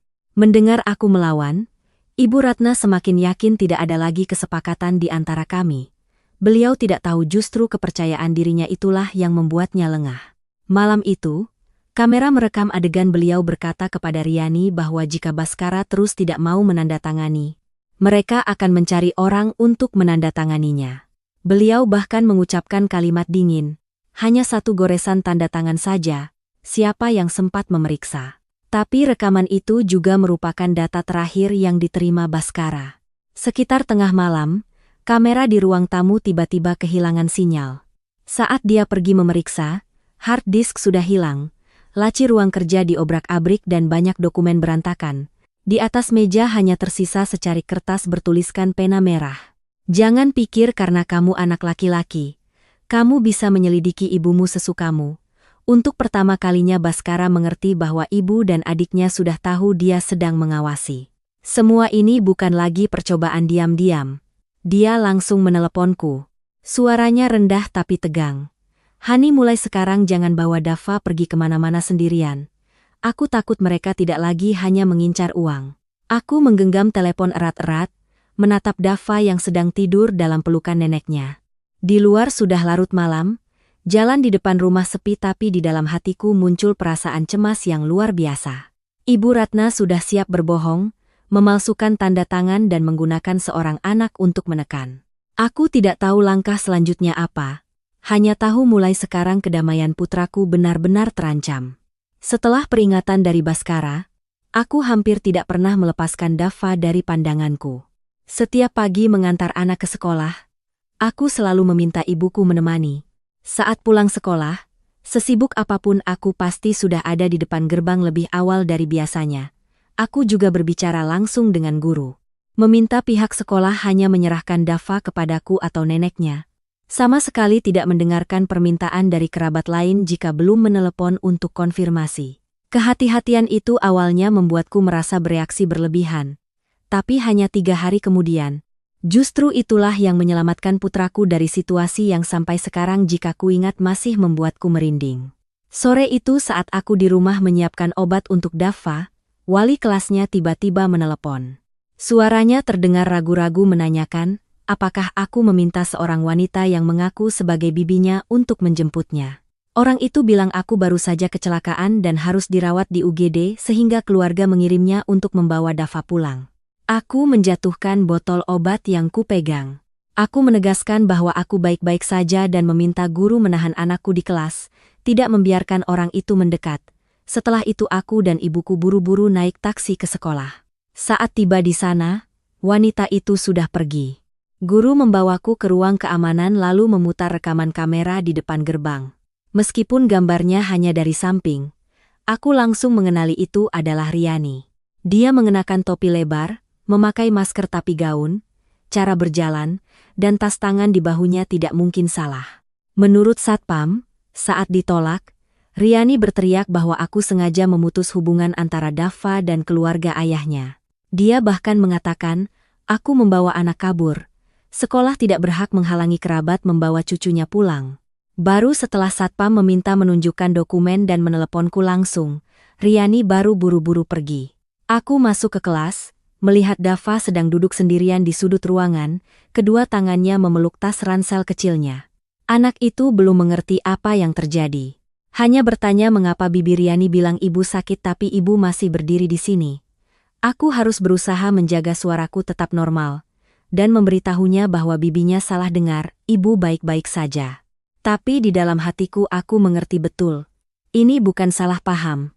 Riani telah menggunakan kebohongan tentang kecelakaanku untuk mencoba membawa seorang anak berusia 3 tahun keluar dari sekolah. Apapun tujuan akhirnya, tindakan itu telah melewati batas yang tidak bisa lagi kuanggap sebagai masalah internal keluarga. Aku langsung menelepon Baskara. Dia mendengarkan lalu terdiam beberapa detik kemudian menelepon adiknya langsung. Riani menyangkal sepenuhnya, mengatakan dia hanya kangen keponakannya jadi ingin menjemputnya bermain. Ketika Baskara bertanya mengapa mengatakan aku kecelakaan, dia tergagap. Lalu beralasan gurunya salah dengar kemudian menutup telepon. Malam itu aku menerima pesan dari nomor tak dikenal. Di dalam pesan itu ada foto gerbang sekolah Dava, tepat di posisi tempat aku biasa menunggu anakku. Di bawahnya hanya ada satu kalimat singkat, mau anakmu aman, bawa surat asli rumah itu ke sini. Tanganku dingin seketika. Surat-surat rumah saat ini kusimpan di brankas pribadiku di rumah orang tua. Hal ini tidak banyak yang tahu. Baskara tahu, ibuku tahu. Sedangkan Ibu Ratna dan Riani pasti sudah menebaknya setelah menggeledah ruang kerja tapi tidak menemukannya. Baskara memintaku memfoto seluruh pesan, tidak menghapus nomor teleponnya dan sama sekali tidak membalasnya sendiri. Dia menghubungi Gilang untuk menanyakan cara menyimpan bukti, sekaligus melaporkan kejadian itu kepada pihak berwenang setempat. Gilang mengingatkan kami untuk tidak berspekulasi menjadi kasus penculikan jika belum ada tindakan nyata. Tapi tindakan menyamar sebagai kerabat di sekolah dan mengirim pesan ancaman sudah cukup serius untuk dicatat dalam berkas. Untuk memastikan keamanan, aku sementara waktu meliburkan Dava dari sekolah selama beberapa hari. Anak itu tidak mengerti mengapa dia tidak boleh ke sekolah. Terus bertanya apakah karena dia nakal makanya ibu harus di rumah menjaganya. Aku memeluk anakku, berusaha berkata dengan sangat pelan agar dia mengerti. Kamu bukan beban. Orang dewasa ada di sampingmu karena kamu adalah hal yang paling berharga, bukan karena kamu berbuat salah. Dava tidak menjawab, hanya melingkarkan tangannya di leherku. Hari-hari berikutnya, ibuku dan Pak Tono bergantian bermain dengan anak itu. Pak Tono bahkan memperbaiki gerbang, memasang kunci tambahan dan sebuah bel kecil agar setiap kali ada yang membukanya, di dalam rumah akan terdengar. Sementara aku melindungi anakku, Baskara memutuskan untuk mempercepat rencananya. Dia proaktif memberitahu ibunya bahwa dia sudah memikirkannya matang-matang dan bisa menandatangani berkas, tapi harus bertemu langsung dengan pemberi pinjaman, melihat seluruh kontrak beserta jumlah uang yang akan dicairkan. Ibu Ratna dan Riani awalnya tampak ragu, kemudian tetap setuju karena mengira dia sudah terpojok. Pertemuan diatur di sebuah rumah kontrakan di kompleks perumahan sepi, jauh dari tempat tinggalku. Orang yang menunggu di sana bernama Hendra. Dia berusia sekitar 40-an, berpakaian rapi, berbicara dengan lembut, tapi tatapan matanya selalu membuat orang merasa sedang ditimbang-timbang. Hendra memperkenalkan diri sebagai penyedia jasa bantuan keuangan, khusus membantu keluarga yang butuh uang cepat menyelesaikan prosedur. Hanya setelah beberapa kalimat, Baskara menyadari dia bukan pemberi pinjaman biasa. Hendra mengatakan utang lama Riani sudah jatuh tempo. Jika tidak ada aset jaminan, maka minggu depan orang-orangnya akan mendatangi tempat kerja suami Riani dan memberitahukan semuanya. Melalui alat perekam yang disembunyikan di bajunya, Baskara mendengar dengan jelas jumlah totalnya hampir 1 miliar rupiah.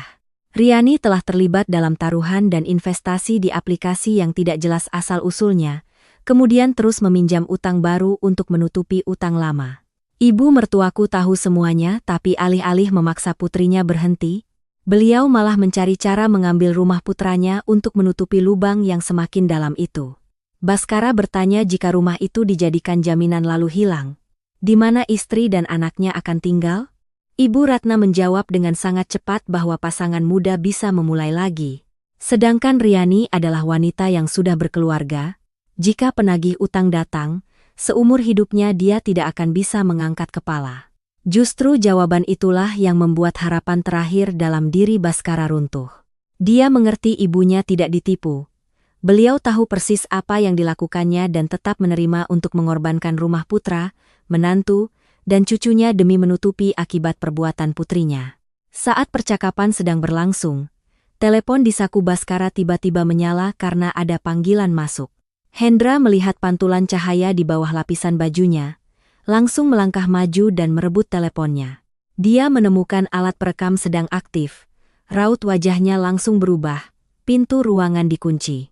Dua pria yang berdiri di belakang maju, menahan bahu Baskara dengan kuat. Hendra meletakkan tumpukan surat pengalihan di depannya. Dengan suara dingin bertanya, "Kamu datang ke sini untuk menandatangani berkas atau mengumpulkan bukti?" Baskara berusaha tetap tenang, mengatakan meskipun ada tanda tangannya, proses tidak akan selesai karena surat asli masih di tanganku. Mendengar itu, Hendra menoleh ke Riani dan memintanya membawaku beserta surat-surat itu sebelum tengah malam. Hampir 1 jam kemudian, teleponku berdering dengan panggilan video dari nomor suamiku. Layar menunjukkan sebuah ruangan gelap, Baskara ditahan di kursi, sudut mulutnya berdarah. Di belakangnya, suara seorang pria terdengar perlahan tapi menusuk. "Bawa surat-surat itu ke sini sendirian. Beritahu siapapun maka suamimu yang menanggung akibatnya." Panggilan berakhir, layar telepon menjadi gelap, tapi gambar Baskara yang ditahan di kursi itu seolah terpaku di kepalaku. Dalam beberapa detik pertama, aku hampir tidak bisa mendengar suara di sekitarku. Tangan dan kakiku dingin, dadaku sesak hingga aku ingin segera membuka brankas, mengambil surat-surat rumah lalu lari ke tempat yang mereka minta. Ibuku melihat raut wajahku dan tahu masalahnya sudah melampaui sengketa keluarga biasa. Aku menceritakannya dengan cepat, sambil berbicara sambil gemetar, tapi ketika mendengar aku berniat pergi sendirian, beliau langsung memegang bahuku erat-erat. Ibu berkata, jika aku membawa surat asli, aku tidak hanya menyerahkan rumah kepada mereka, tapi juga mengubah diriku menjadi sandera lain. Orang yang sedang panik tidak bisa menyelamatkan siapapun. Kata-kata ibu membawaku kembali ke kenyataan. Aku segera menelepon Gilang, mengirimkan rekaman layar panggilan video dan informasi sedikit yang kulihat di dalam ruangan. Gilang memintaku untuk tetap berkomunikasi dengan pihak lawan, mengulur waktu dan sama sekali tidak bertindak sendiri. Dia juga menghubungi pihak berwenang sesuai dengan laporan yang sudah kami buat sebelumnya, sekaligus menyarankan agar aku menyiapkan 1 set dokumen pengganti. Ibuku membuka lemari kayu tua, mengeluarkan 1 set berkas tanah yang sudah tidak berlaku selama bertahun-tahun. Ukuran dan warna sampulnya cukup mirip dengan yang kusimpan. Pak Tono mendengar keributan dan ikut datang. Setelah tahu masalahnya, beliau tidak banyak bertanya dan mengeluarkan sebuah alat pelacak kecil yang biasa digunakan untuk mencari kendaraan, dengan hati-hati memasangnya di dalam lapisan sampul. Aku terkejut melihat ibu dan Pak Tono berkoordinasi dengan begitu tenang. Ibu hanya menatapku lalu berkata bahwa orang tua mungkin tidak secepat anak muda, tapi saat darurat harus menggunakan akal sebelum perasaan. Pak Tono bersedia mengantarku ke dekat lokasi pertemuan, sementara ibu di rumah menjaga Dava dan terus menyalakan telepon. Sebelum aku turun dari mobil, beliau memberiku sebuah peluit alarm kecil, berpesan untuk menyembunyikannya di lengan baju. Beliau berkata keberanian bukan berarti tidak takut, tapi tahu bahwa Ming takut namun tetap tidak membiarkan orang lain menuntunnya. Aku menggenggam peluit itu erat-erat, menarik napas dalam-dalam lalu memeluk tumpukan berkas dan turun. Rumah itu berada di ujung jalan sempit, lampu terasnya redup.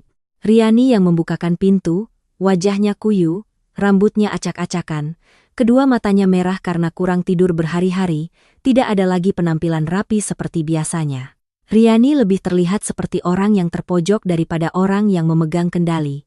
Dia merebut tumpukan berkas begitu aku masuk, suaranya gemetar dan kesal. Riani bilang aku hanya kehilangan sebuah rumah, sedangkan dia jika tidak bisa membayar utang akan kehilangan suami, kehilangan anak dan dipermalukan di depan tempat kerjanya.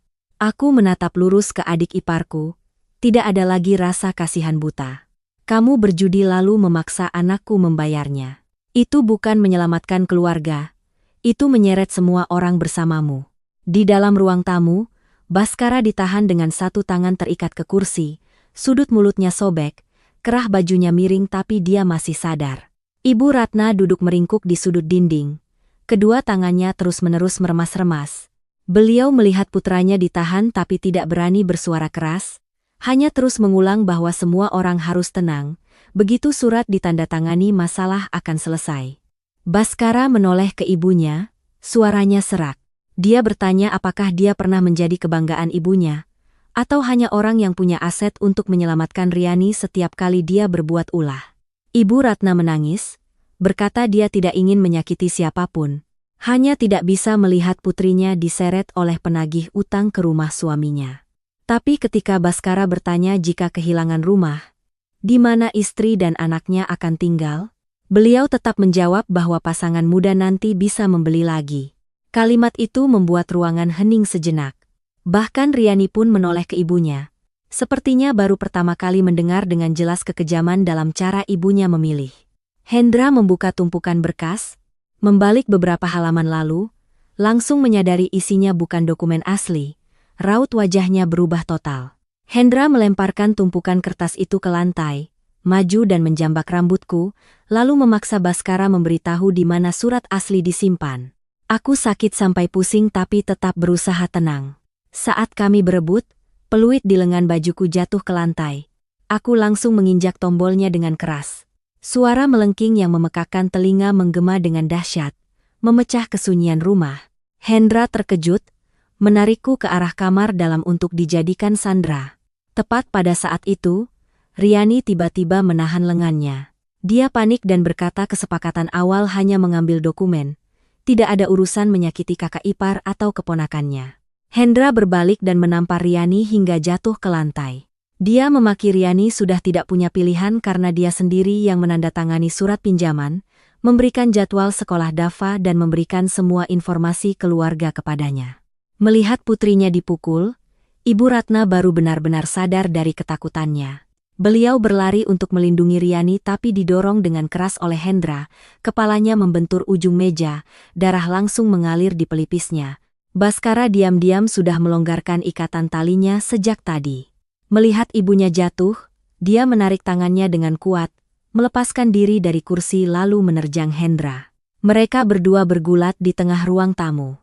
Seorang pria lain hendak membantu, tapi di luar terdengar suara pintu digedor-gedor.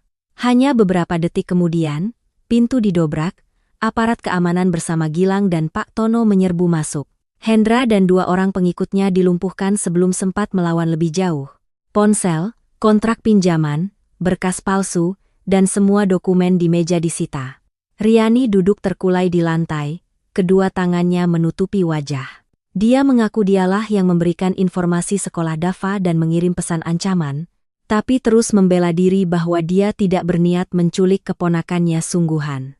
Aku menatapnya sangat lama lalu hanya berkata satu kalimat, "Kamu berniat melakukannya atau tidak sudah tidak penting.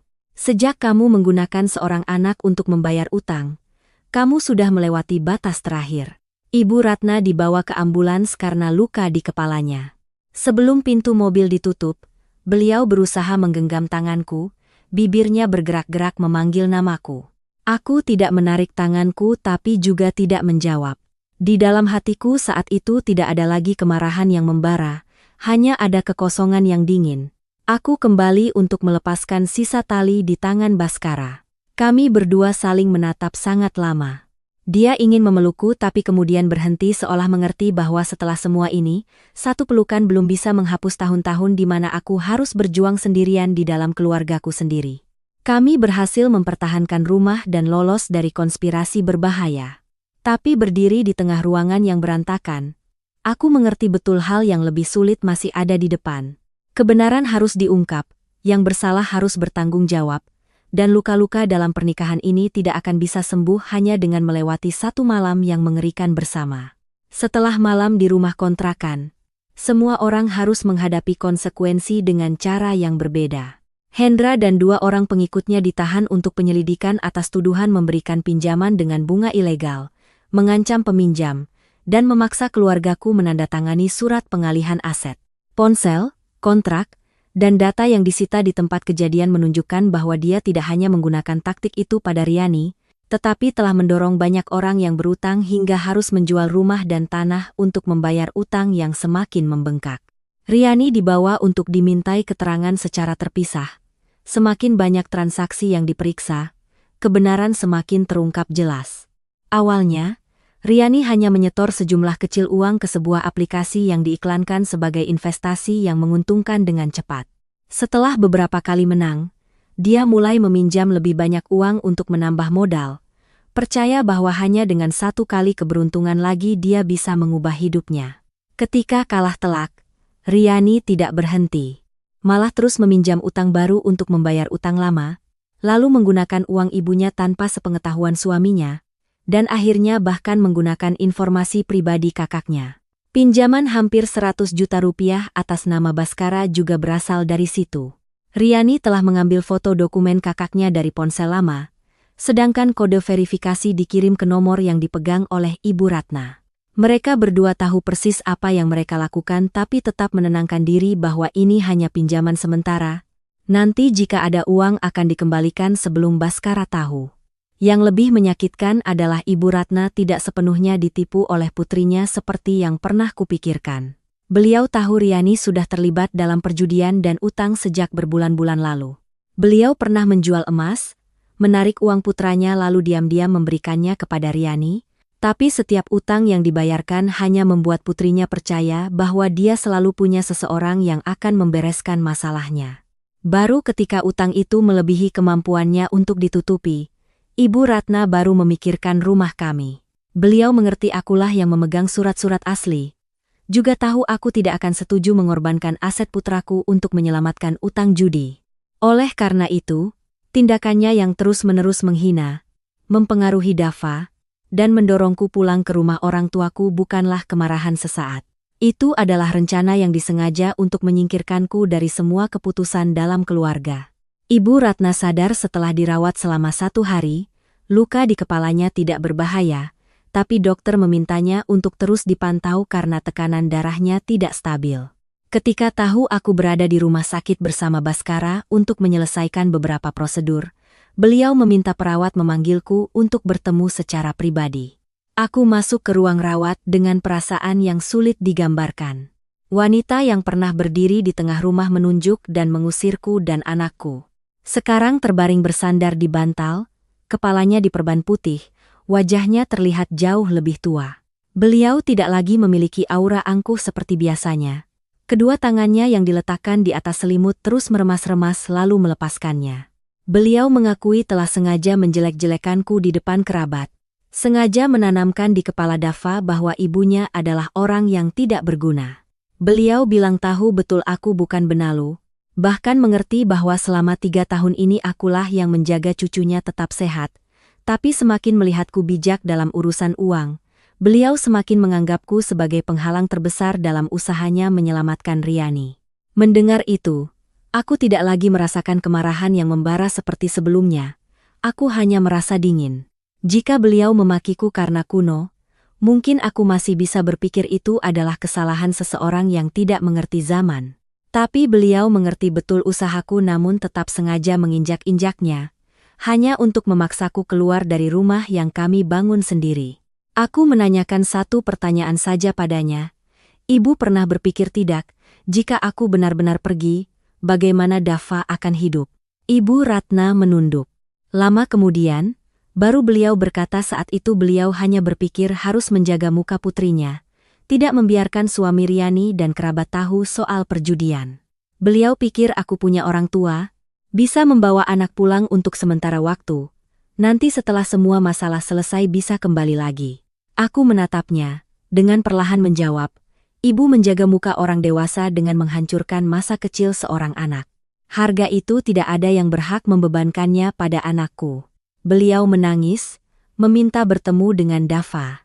Tapi aku menolak.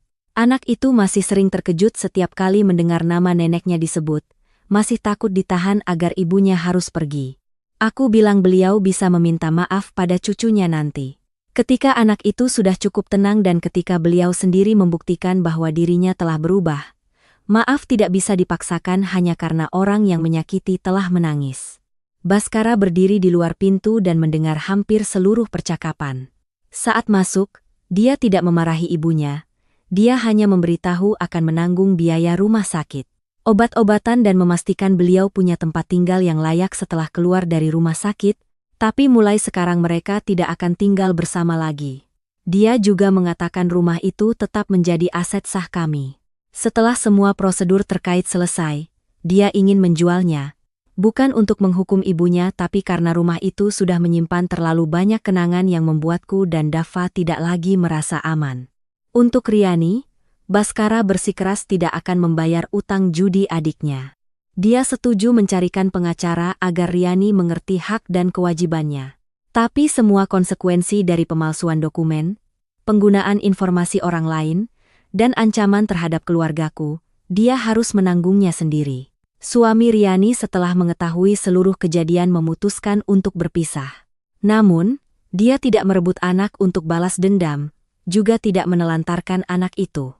Keduanya sepakat anak akan tinggal dengan ayahnya selama Riani menyelesaikan masalahnya, sedangkan dia tetap boleh bertemu anaknya sesuai jadwal jika tidak menimbulkan masalah lagi. Aku tidak senang melihat keluarga adik iparku hancur. Anak itu tidak bersalah dalam kesalahan orang dewasa.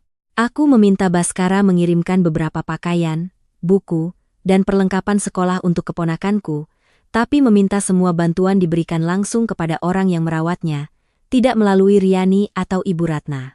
Beberapa hari kemudian, Baskara datang ke rumah orang tuaku untuk menjemputku dan anakku. Dia membawa bunga dan sebuah amplop berisi sisa uang. Tapi aku tidak langsung berkemas untuk kembali. Aku mengembalikan sisa uang dari 50 juta itu, hanya menyimpan bagian yang sudah kugunakan untuk Dava. Aku berkata padanya, aku pulang bukan karena butuh uang darimu. Aku pergi untuk mendapatkan kembali hak untuk memilih kehidupanku sendiri. Baskara tidak memaksa. Dia menunduk menerima amplop itu lalu berkata kali ini tidak akan menggunakan janji untuk memanggilku kembali. Dia menyewa sebuah apartemen kecil di dekat rumah orang tuaku. Setiap hari sepulang kerja datang menjemput anak, memberinya makan, mengantarnya pulang tepat waktu dan tidak memanfaatkan Dava untuk menekanku. Hari-hari berikutnya, aku melihatnya dengan canggung belajar cara membuat susu, mencatat jam minum obat, mencuci pakaian dan menidurkan anak. Dia tidak lagi menyebutnya membantu istri tapi menganggapnya sebagai bagian dari tanggung jawab yang sudah terlalu lama dia lupakan. Tepat saat kehidupan mulai tenang, aku menerima telepon dari manajer lamaku.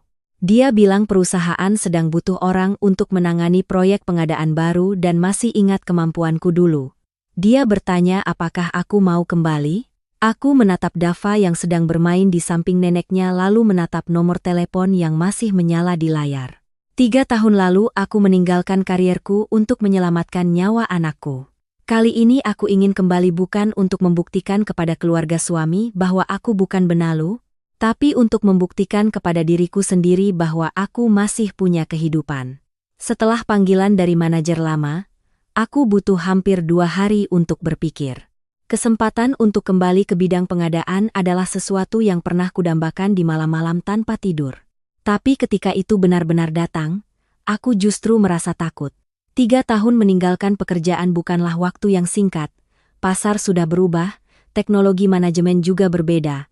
Dan aku tidak tahu apakah aku cukup kuat untuk memulai lagi sambil merawat Dava. Ibuku tidak mendesak.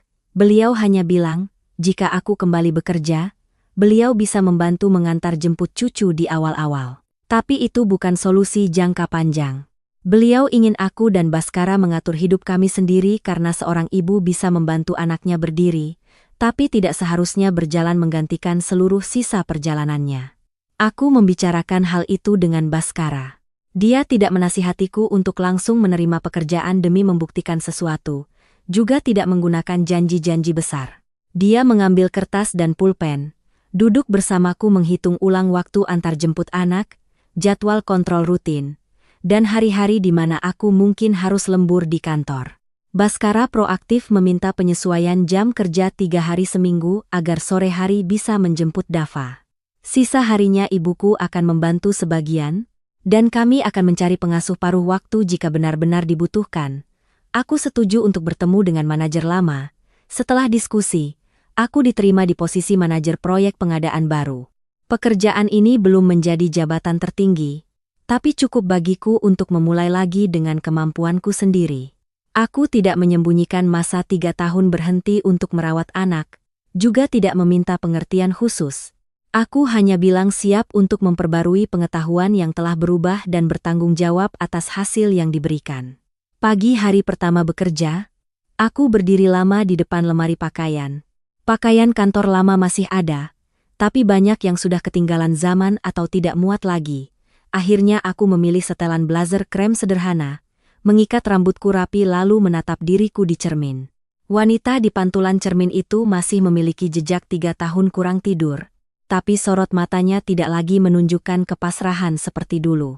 Baskara datang menjemput anak sejak pagi, dia berdiri di luar pintu menatapku sejenak lalu tersenyum. Hari ini kamu tidak perlu menjadi dirimu yang 3 tahun lalu. Mulailah kembali sebagai dirimu yang sekarang. Kalimat itu membuatku lebih lega.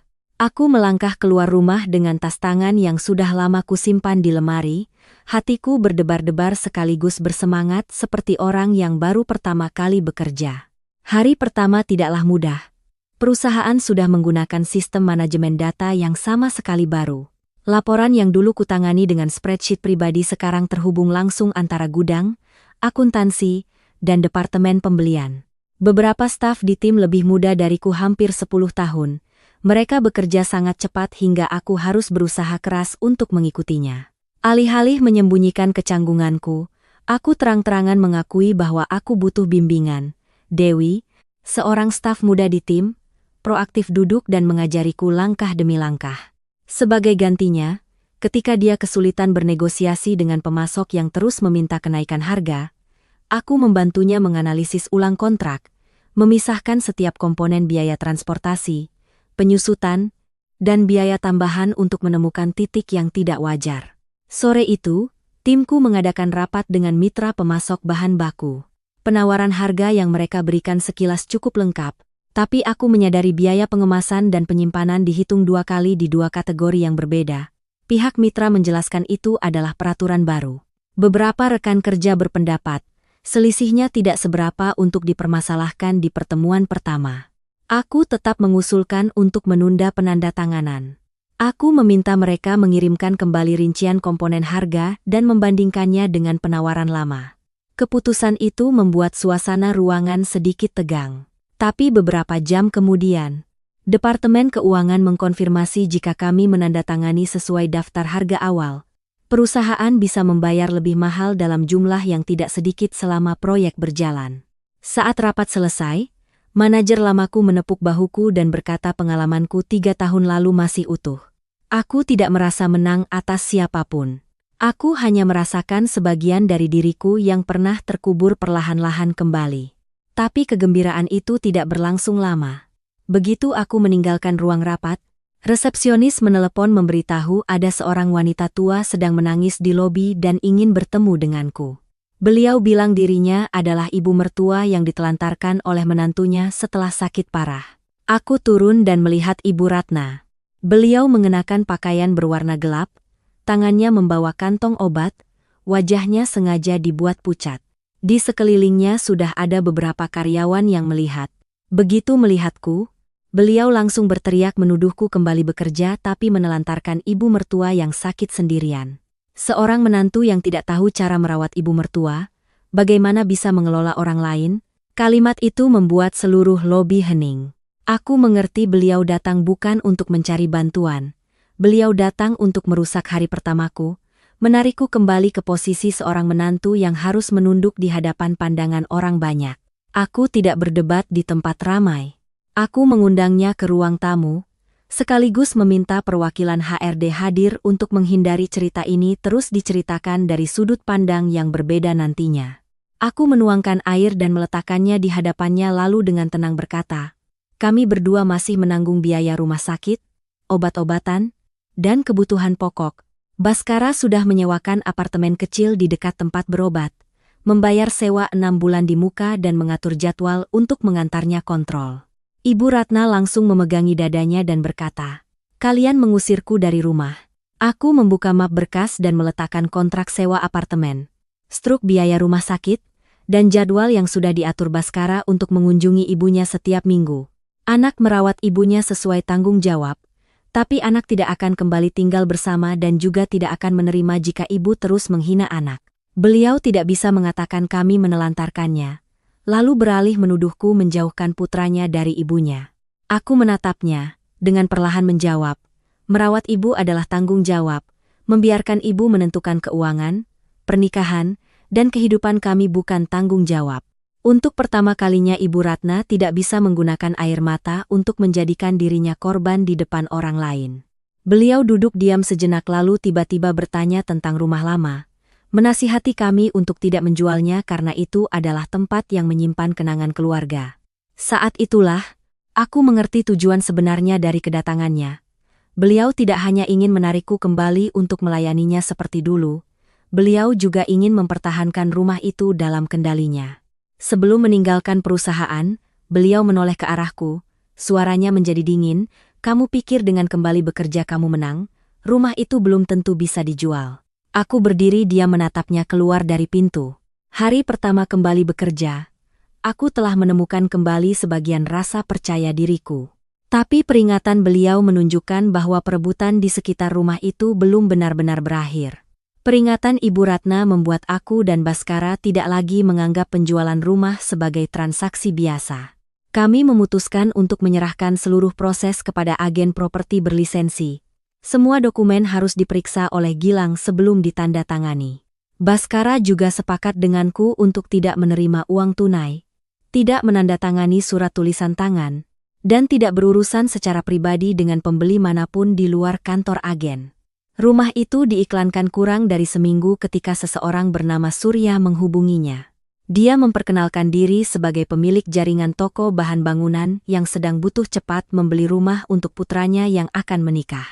Surya berpakaian rapi, berbicara dengan percaya diri, dan hampir tidak menawar.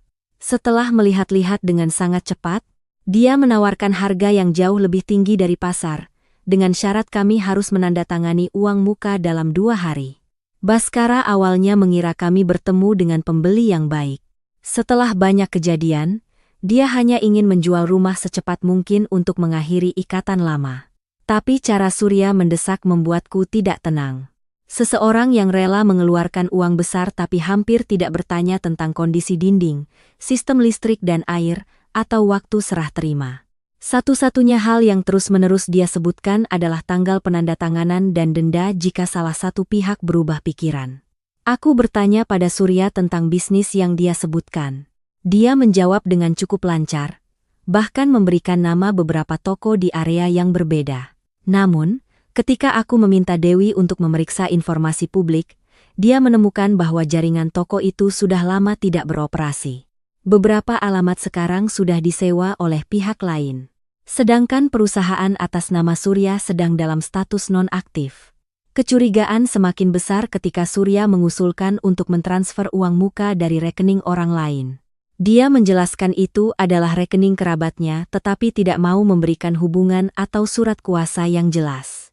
Aku langsung meminta untuk menghentikan penandatanganan agar Gilang bisa membaca kontrak dengan teliti. Hanya setelah 1 sesi pemeriksaan, Gilang menunjukkan sebuah klausul yang sangat tidak wajar. Menurutnya, jika serah terima rumah tertunda karena sengketa dengan kerabat, klaim tentang asal-usul aset, atau hambatan apapun dari pihak keluarga penjual, kami harus mengembalikan 3 kali lipat uang muka. Klausul itu ditulis dengan cukup rapi, Terletak di antara banyak konten biasa sehingga jika tidak dibaca dengan teliti akan mudah terlewatkan. Tepat pada saat itu, agen properti menerima pemberitahuan bahwa Ibu Ratna mengajukan permohonan mediasi dengan alasan rumah itu memiliki sebagian kontribusi uang darinya sehingga belum memenuhi syarat untuk dijual. Beliau tidak bisa memberikan bukti konkret, tapi begitu permohonan diterima, proses balik nama juga bisa tertunda untuk verifikasi. Aku langsung mengerti seluruh rencananya. Jika kami menerima uang muka besar dari Surya, kemudian transaksi tertunda karena permohonan Ibu Ratna, pembeli bisa menggunakan kontrak untuk menuntut ganti rugi 3 kali lipat. Kami tidak hanya gagal menjual rumah, tapi juga berisiko kehilangan sejumlah uang yang sangat besar. Baskara mendatangi apartemen ibunya sore itu juga. Dia tidak menuduh, hanya bertanya apakah beliau mengenal Surya. Ibu Ratna menjawab dengan sangat cepat bahwa belum pernah mendengar nama itu, tapi matanya terus menghindari tatapan. Baskara meletakkan telepon di meja, memutar sebuah rekaman suara. Itu adalah pesan suara yang tidak sengaja dikirim Surya ke kotak suratnya saat sedang berbicara dengan seseorang. Dalam rekaman singkat itu, suara Ibu Ratna terdengar jelas mengatakan setelah kontrak ditandatangani beliau akan mengajukan gugatan sengketa. Jika kami harus membayar ganti rugi, Surya akan mendapatkan bagian dari uang itu. Ruangan menjadi sunyi. Ibu Ratna tidak bisa lagi menyangkal. Beliau hanya menunduk, kedua tangannya menggenggam erat ujung bajunya. Baskara bertanya pada ibunya apakah ingin mempertahankan rumah, atau ingin melihat keluarga putranya terjerat utang. Suaranya tidak keras, tapi kekecewaan dalam setiap katanya membuatku yang berdiri di sampingnya juga merasa berat. Lama kemudian, baru beliau mengakui meminta bantuan Surya untuk mencegah penjualan rumah. Beliau bilang jika rumah itu hilang, Baskara akan pindah ke tempat lain, dan aku akan mencari cara untuk memutuskan semua hubungan antara beliau dengan putra dan cucunya. Menurut pemikirannya, selama rumah itu masih ada, keluarga masih punya tali untuk kembali. Aku tidak menyangkal ketakutan akan kesepian seorang ibu yang sudah tua. Tapi aku menjelaskan dengan tegas bahwa justru kontrol itulah yang membuat semua orang ingin pergi. Ibu takut kehilangan anak jadi terus berusaha memegangnya erat-erat, tapi setiap kali ibu melakukan itu, ibu justru mendorong Baskara semakin jauh. Ibu Ratna tidak menjawab. Aku melihat di matanya ada keraguan, tapi itu belum cukup besar untuk berubah menjadi permintaan maaf. Mungkin beliau masih percaya tindakannya didasari oleh kasih sayang. Hanya caranya yang sedikit berlebihan. Beliau belum mengerti bahwa sengaja menempatkan putranya dalam kontrak yang merugikan bukan lagi upaya mempertahankan, melainkan tindakan yang secara aktif merugikan. Kami memutuskan untuk membatalkan seluruh transaksi. Gilang mengirimkan surat resmi kepada agen properti, meminta untuk menghentikan kontak dengan Surya dan menyimpan semua dokumen terkait. Karena belum ada uang yang ditransfer, tanda tangan belum lengkap, dan dokumen belum dipalsukan, kami tidak mendorong masalah ini menjadi konfrontasi hukum baru. Hal terpenting saat itu adalah mencegah kerugian dan menyimpan bukti jika perilaku itu berlanjut. Tapi hasilnya datang dari arah yang tidak disangka oleh Ibu Ratna. Ketika tahu tidak akan menerima uang yang dijanjikan, Surya langsung mencari cara untuk melindungi dirinya sendiri.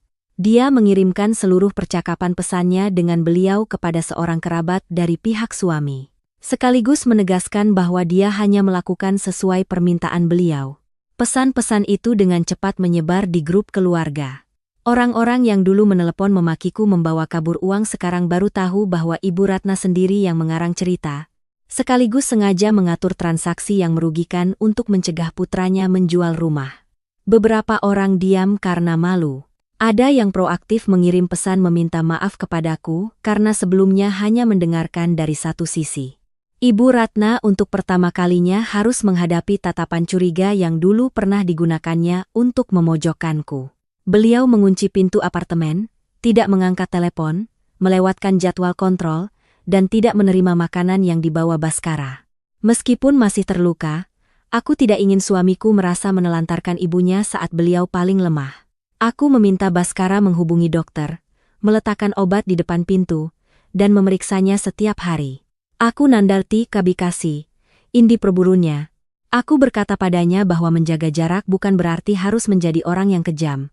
Sore itu, Baskara membuka pintu apartemen dengan kunci cadangan.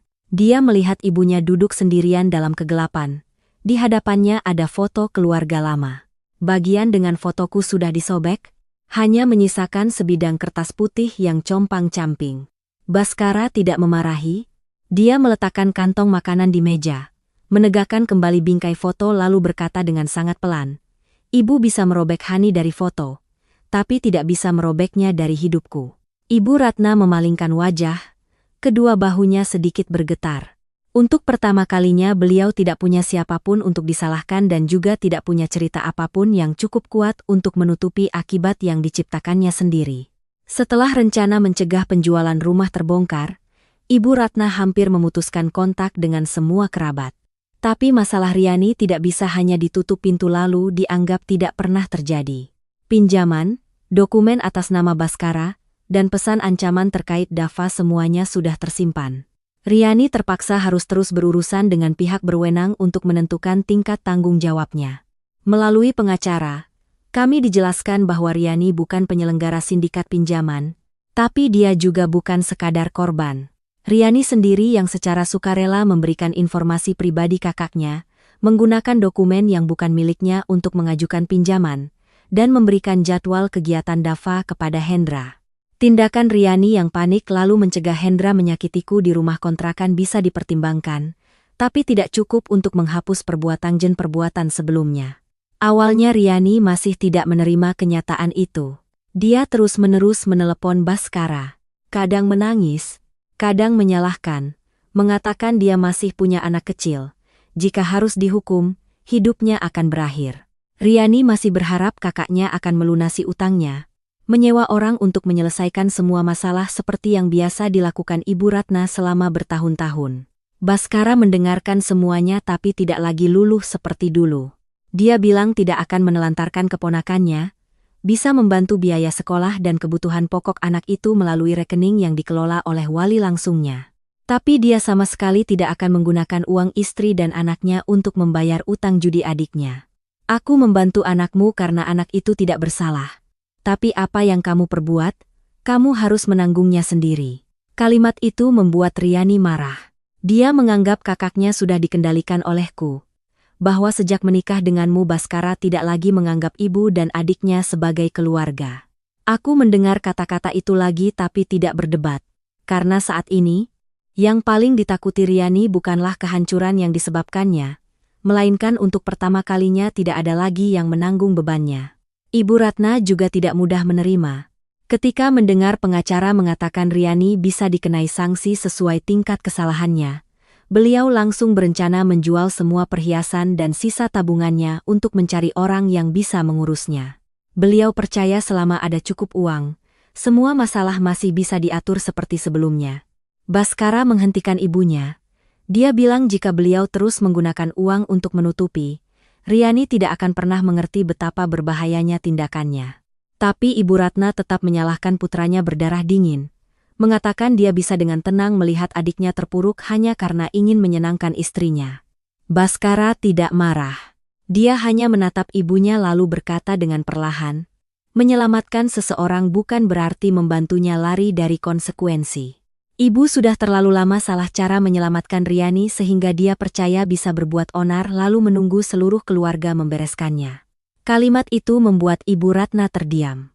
Selama bertahun-tahun, setiap kali Riani boros, beliau diam-diam mengambil uang untuk menambalnya. Ketika Riani berbohong pada suaminya, beliau mencari cara untuk menutupinya. Ketika dia berutang, beliau menarik putra dan menantunya untuk menyelesaikannya.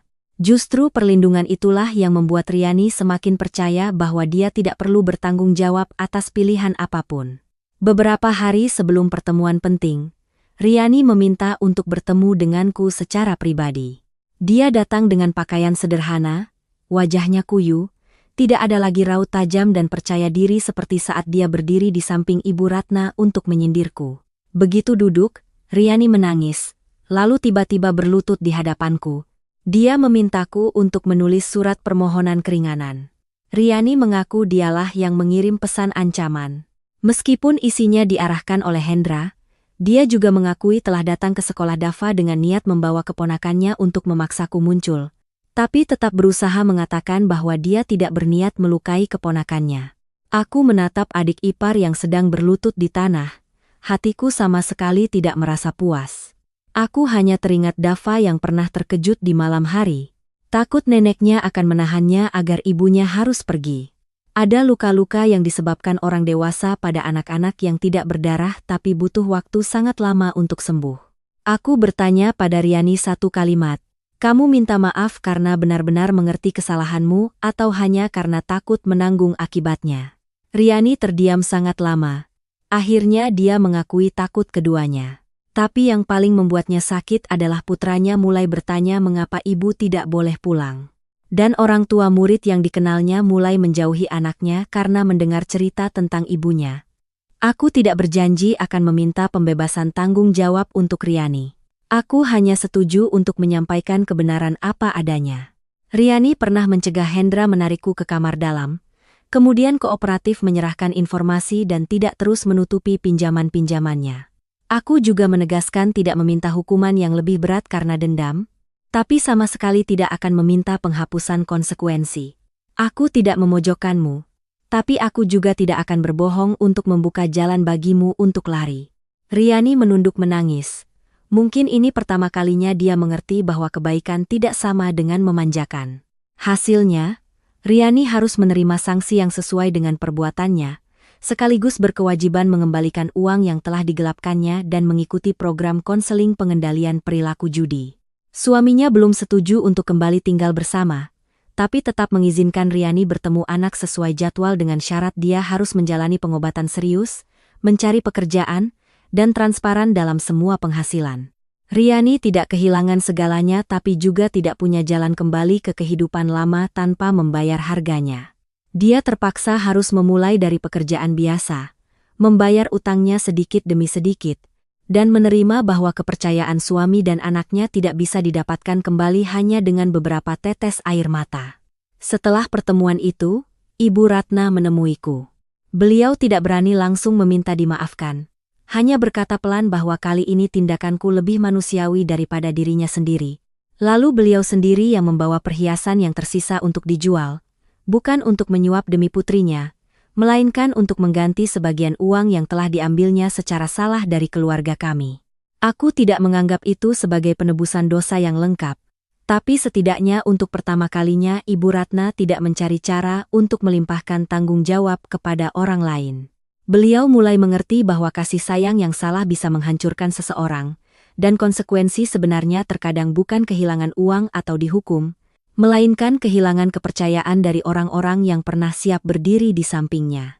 Setelah Riani mulai menjalankan kewajibannya untuk memperbaiki konsekuensi, kehidupan keluargaku perlahan kembali normal. Tidak ada lagi panggilan ancaman, tidak ada lagi orang asing yang muncul di depan gerbang sekolah, dan tidak ada lagi setiap kali telepon berdering aku langsung berpikir tentang hal buruk. Tapi kedamaian setelah badai tidak sama dengan kehidupan sebelumnya. Kedamaian itu dibangun dari prinsip-prinsip yang lebih jelas. Dari setiap orang yang harus berdiri di posisinya masing-masing. Aku terus bekerja di perusahaan dan dengan cepat menyesuaikan diri dengan proyek baru. Minggu-minggu pertama, aku sering harus lembur untuk meninjau kontrak, mempelajari kembali sistem manajemen, dan menangani ketidaksesuaian dalam rantai pasokan.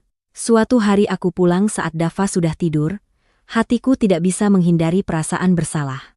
Tapi berbeda dari sebelumnya, aku tidak lagi diam-diam memikul seluruh tanggung jawab merawat anak lalu menyalahkan diri sendiri setiap kali tidak bisa sempurna. Baskara melaksanakan apa yang telah dijanjikannya dengan tindakan nyata. Dia proaktif mengatur ulang jadwal kerjanya, mengambil bagian mengantar jemput anak dan memantau jadwal kontrol kesehatan. Pada hari-hari aku harus rapat sampai larut, dia sendiri yang menyiapkan makan malam untuk Dava, memberinya obat, lalu membacakan cerita sebelum tidur. Awalnya dia begitu canggung sampai salah takaran susu, lupa jam minum obat, dan mencampur pakaian putih dengan yang berwarna.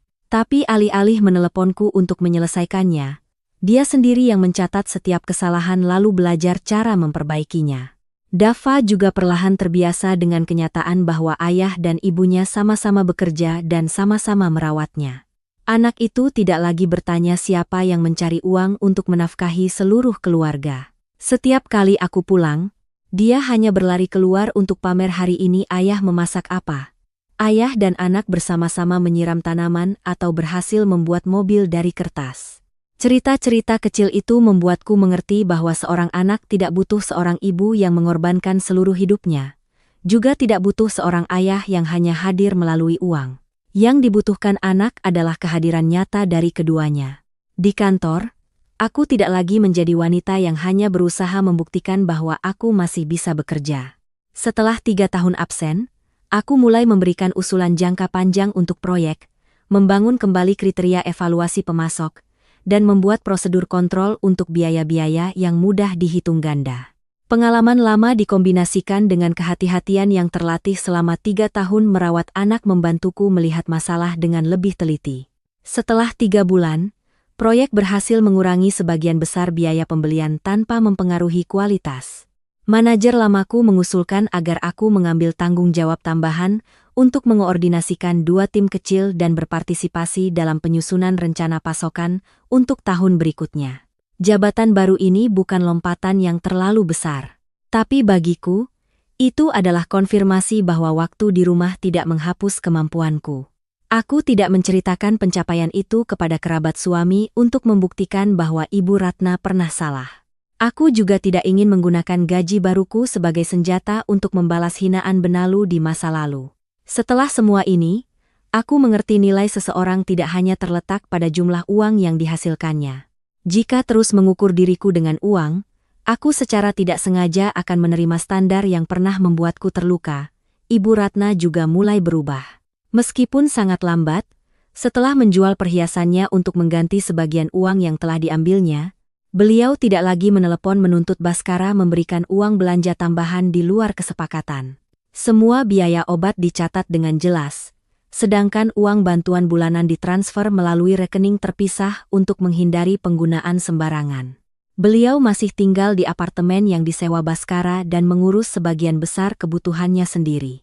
Pada hari-hari kesehatannya stabil, beliau menerima jasa jahit dan permak pakaian dari beberapa kenalan di lingkungan itu. Penghasilannya tidak banyak. Tapi untuk pertama kalinya beliau mengerti rasanya harus mempertimbangkan setiap barang dengan hasil jerih payahnya sendiri.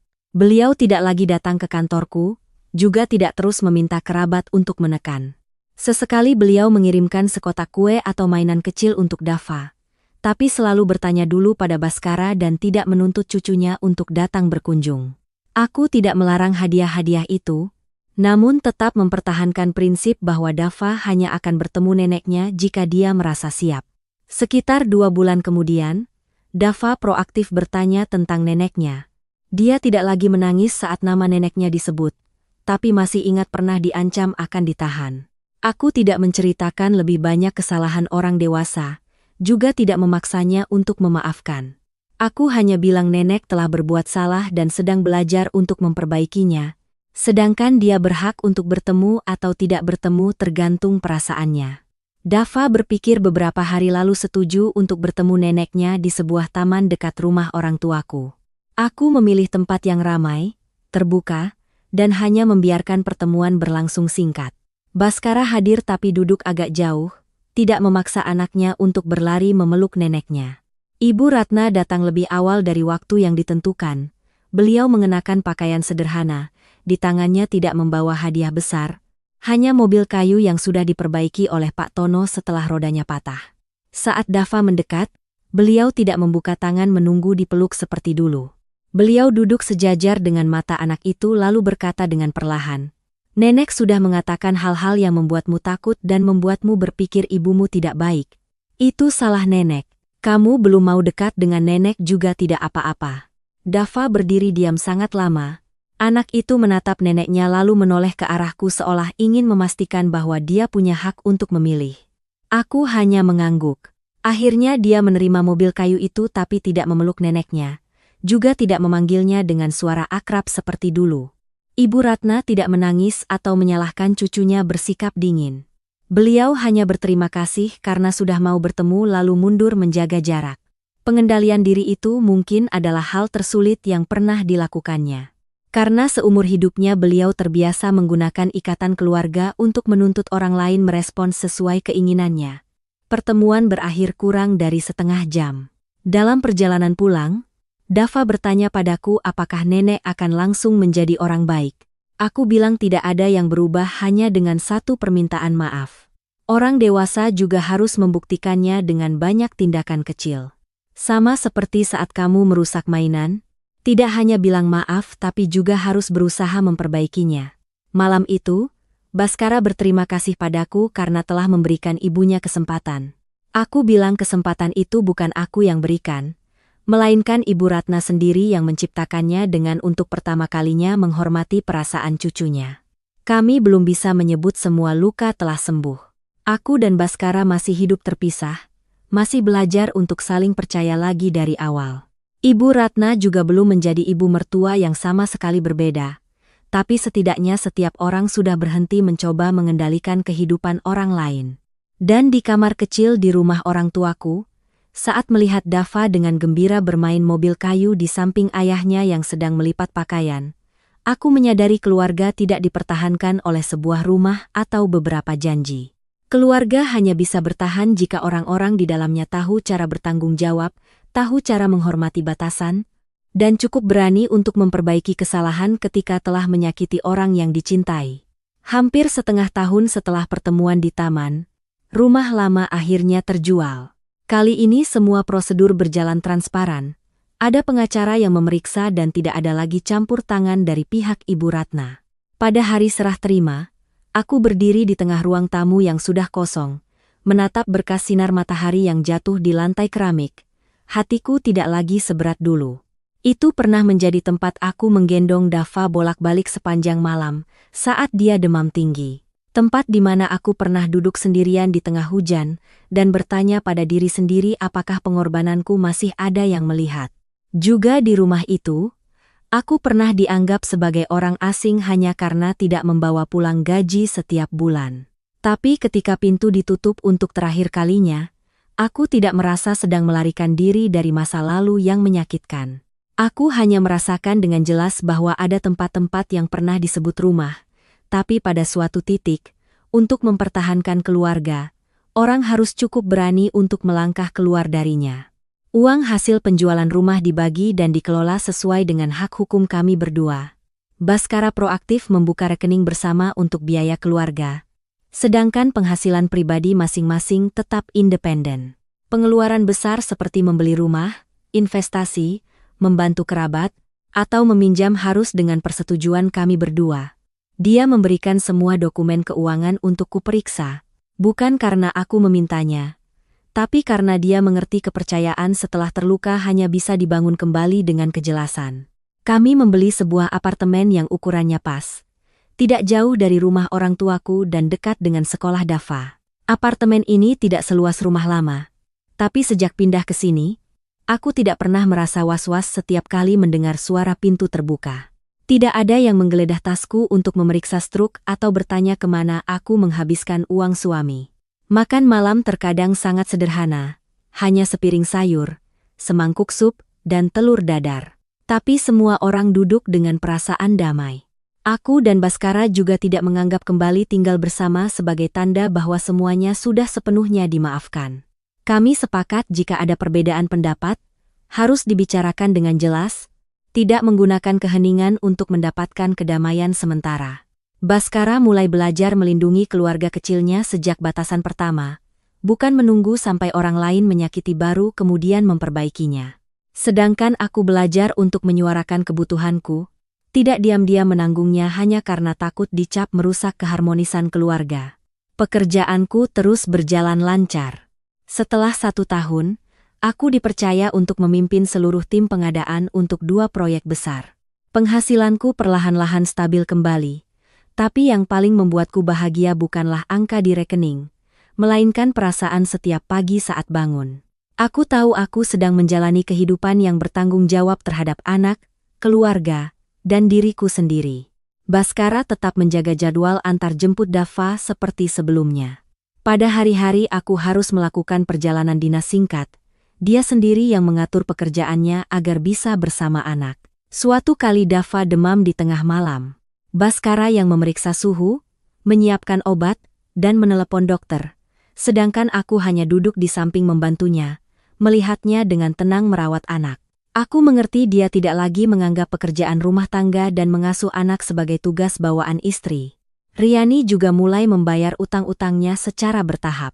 Pekerjaan barunya tidak memberikan penghasilan tinggi, setiap bulan hanya bisa menyisihkan sedikit. Tapi dia tidak pernah melewatkan satu angsuran pun. Riani menerima untuk hidup hemat, mengikuti konseling secara teratur, dan tidak lagi mencari cara meminjam dari kerabat untuk menutupi kekurangannya. Hubungan antara dia dan suaminya belum bisa kembali seperti dulu. Mereka masih tinggal terpisah tapi Riani diizinkan bertemu anaknya pada hari-hari yang ditentukan. Setiap kali datang, dia tidak lagi membawa hadiah mahal untuk menebus kesalahan, hanya membawa anaknya ke taman, membaca buku, atau duduk bersama mengerjakan tugas. Mungkin dia perlahan mengerti bahwa cinta untuk seorang anak tidak terletak pada menutupi kesalahan orang dewasa, melainkan pada kemampuan untuk hidup bertanggung jawab agar anaknya tidak perlu malu karenanya. Ibu Ratna masih tinggal di apartemen kecil. Kesehatannya lebih stabil tapi rambutnya sudah banyak memutih. Beliau tidak kembali tinggal bersama kami dan juga tidak lagi menyinggung hal itu. Setiap bulan Baskara tetap mengantarnya periksa, sedangkan aku sesekali mengirim makanan atau obat jika tahu beliau butuh. Dava perlahan-lahan proaktif bertemu neneknya lebih sering. Pertemuan-pertemuan itu tidak lagi tegang seperti dulu. Tapi Ibu Ratna tidak pernah diizinkan menggunakan cucunya untuk ikut campur dalam kehidupan kami. Beliau juga tidak lagi memberitahu Dava bahwa siapa yang mencari uang adalah orang yang berharga. Dalam sebuah acara kumpul keluarga, Ibu Ratna tiba-tiba berdiri dan berbicara tentang apa yang telah terjadi. Beliau tidak menceritakan detail untuk mencari simpati, hanya mengakui bahwa kata-katanya tentangku dulu adalah tidak benar. Beliau berkata 3 tahun aku di rumah merawat Dava bukanlah benalu, melainkan menanggung bagian pekerjaan yang saat itu tidak ada seorang pun di keluarga yang bisa menggantikannya.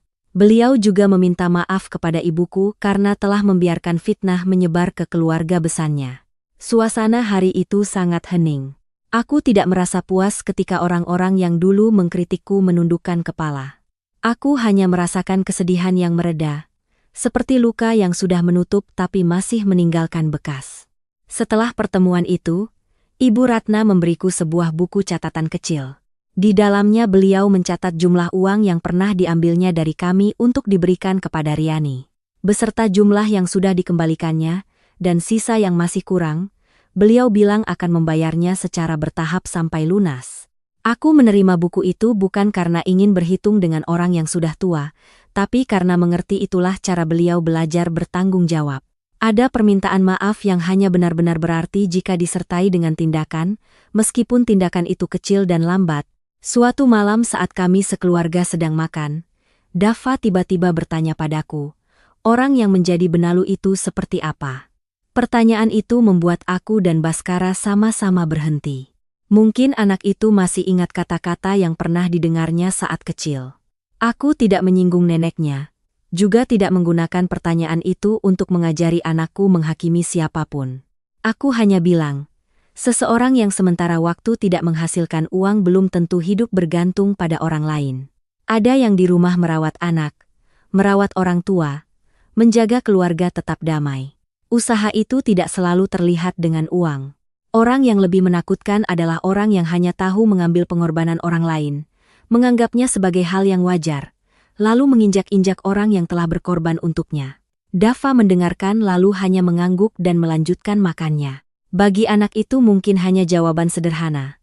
Tapi bagiku itu adalah sesuatu yang butuh bertahun-tahun, banyak air mata, dan bahkan sebuah rumah untuk bisa dipahami. Dulu aku berpikir untuk menjaga keluarga, seorang wanita harus bersabar. Belakangan aku baru tahu kesabaran tanpa batas terkadang hanya membuat kesalahan bertahan lebih lama. Keluarga tidak butuh seseorang menghilang agar semua orang bisa tenang. Keluarga butuh setiap orang menghargai bagian pekerjaan masing-masing, tahu kapan harus berhenti di batasnya, dan cukup berani untuk memperbaiki kesalahan ketika telah menyakiti orang yang dicintai. Aku bukan lagi wanita yang berdiri di bawah hujan, menunduk memunguti setiap kepingan lalu bertanya pada diri sendiri apakah aku pantas berada di rumah itu. Aku sudah punya rumah baru, sebuah pekerjaan, seorang suami yang sedang belajar untuk berjalan bersama, dan seorang anak yang tumbuh besar tanpa harus mengukur cinta dengan uang. Sedangkan hal-hal yang telah berlalu, aku tidak lupa. Aku hanya tidak membiarkannya menentukan sisa hidupku.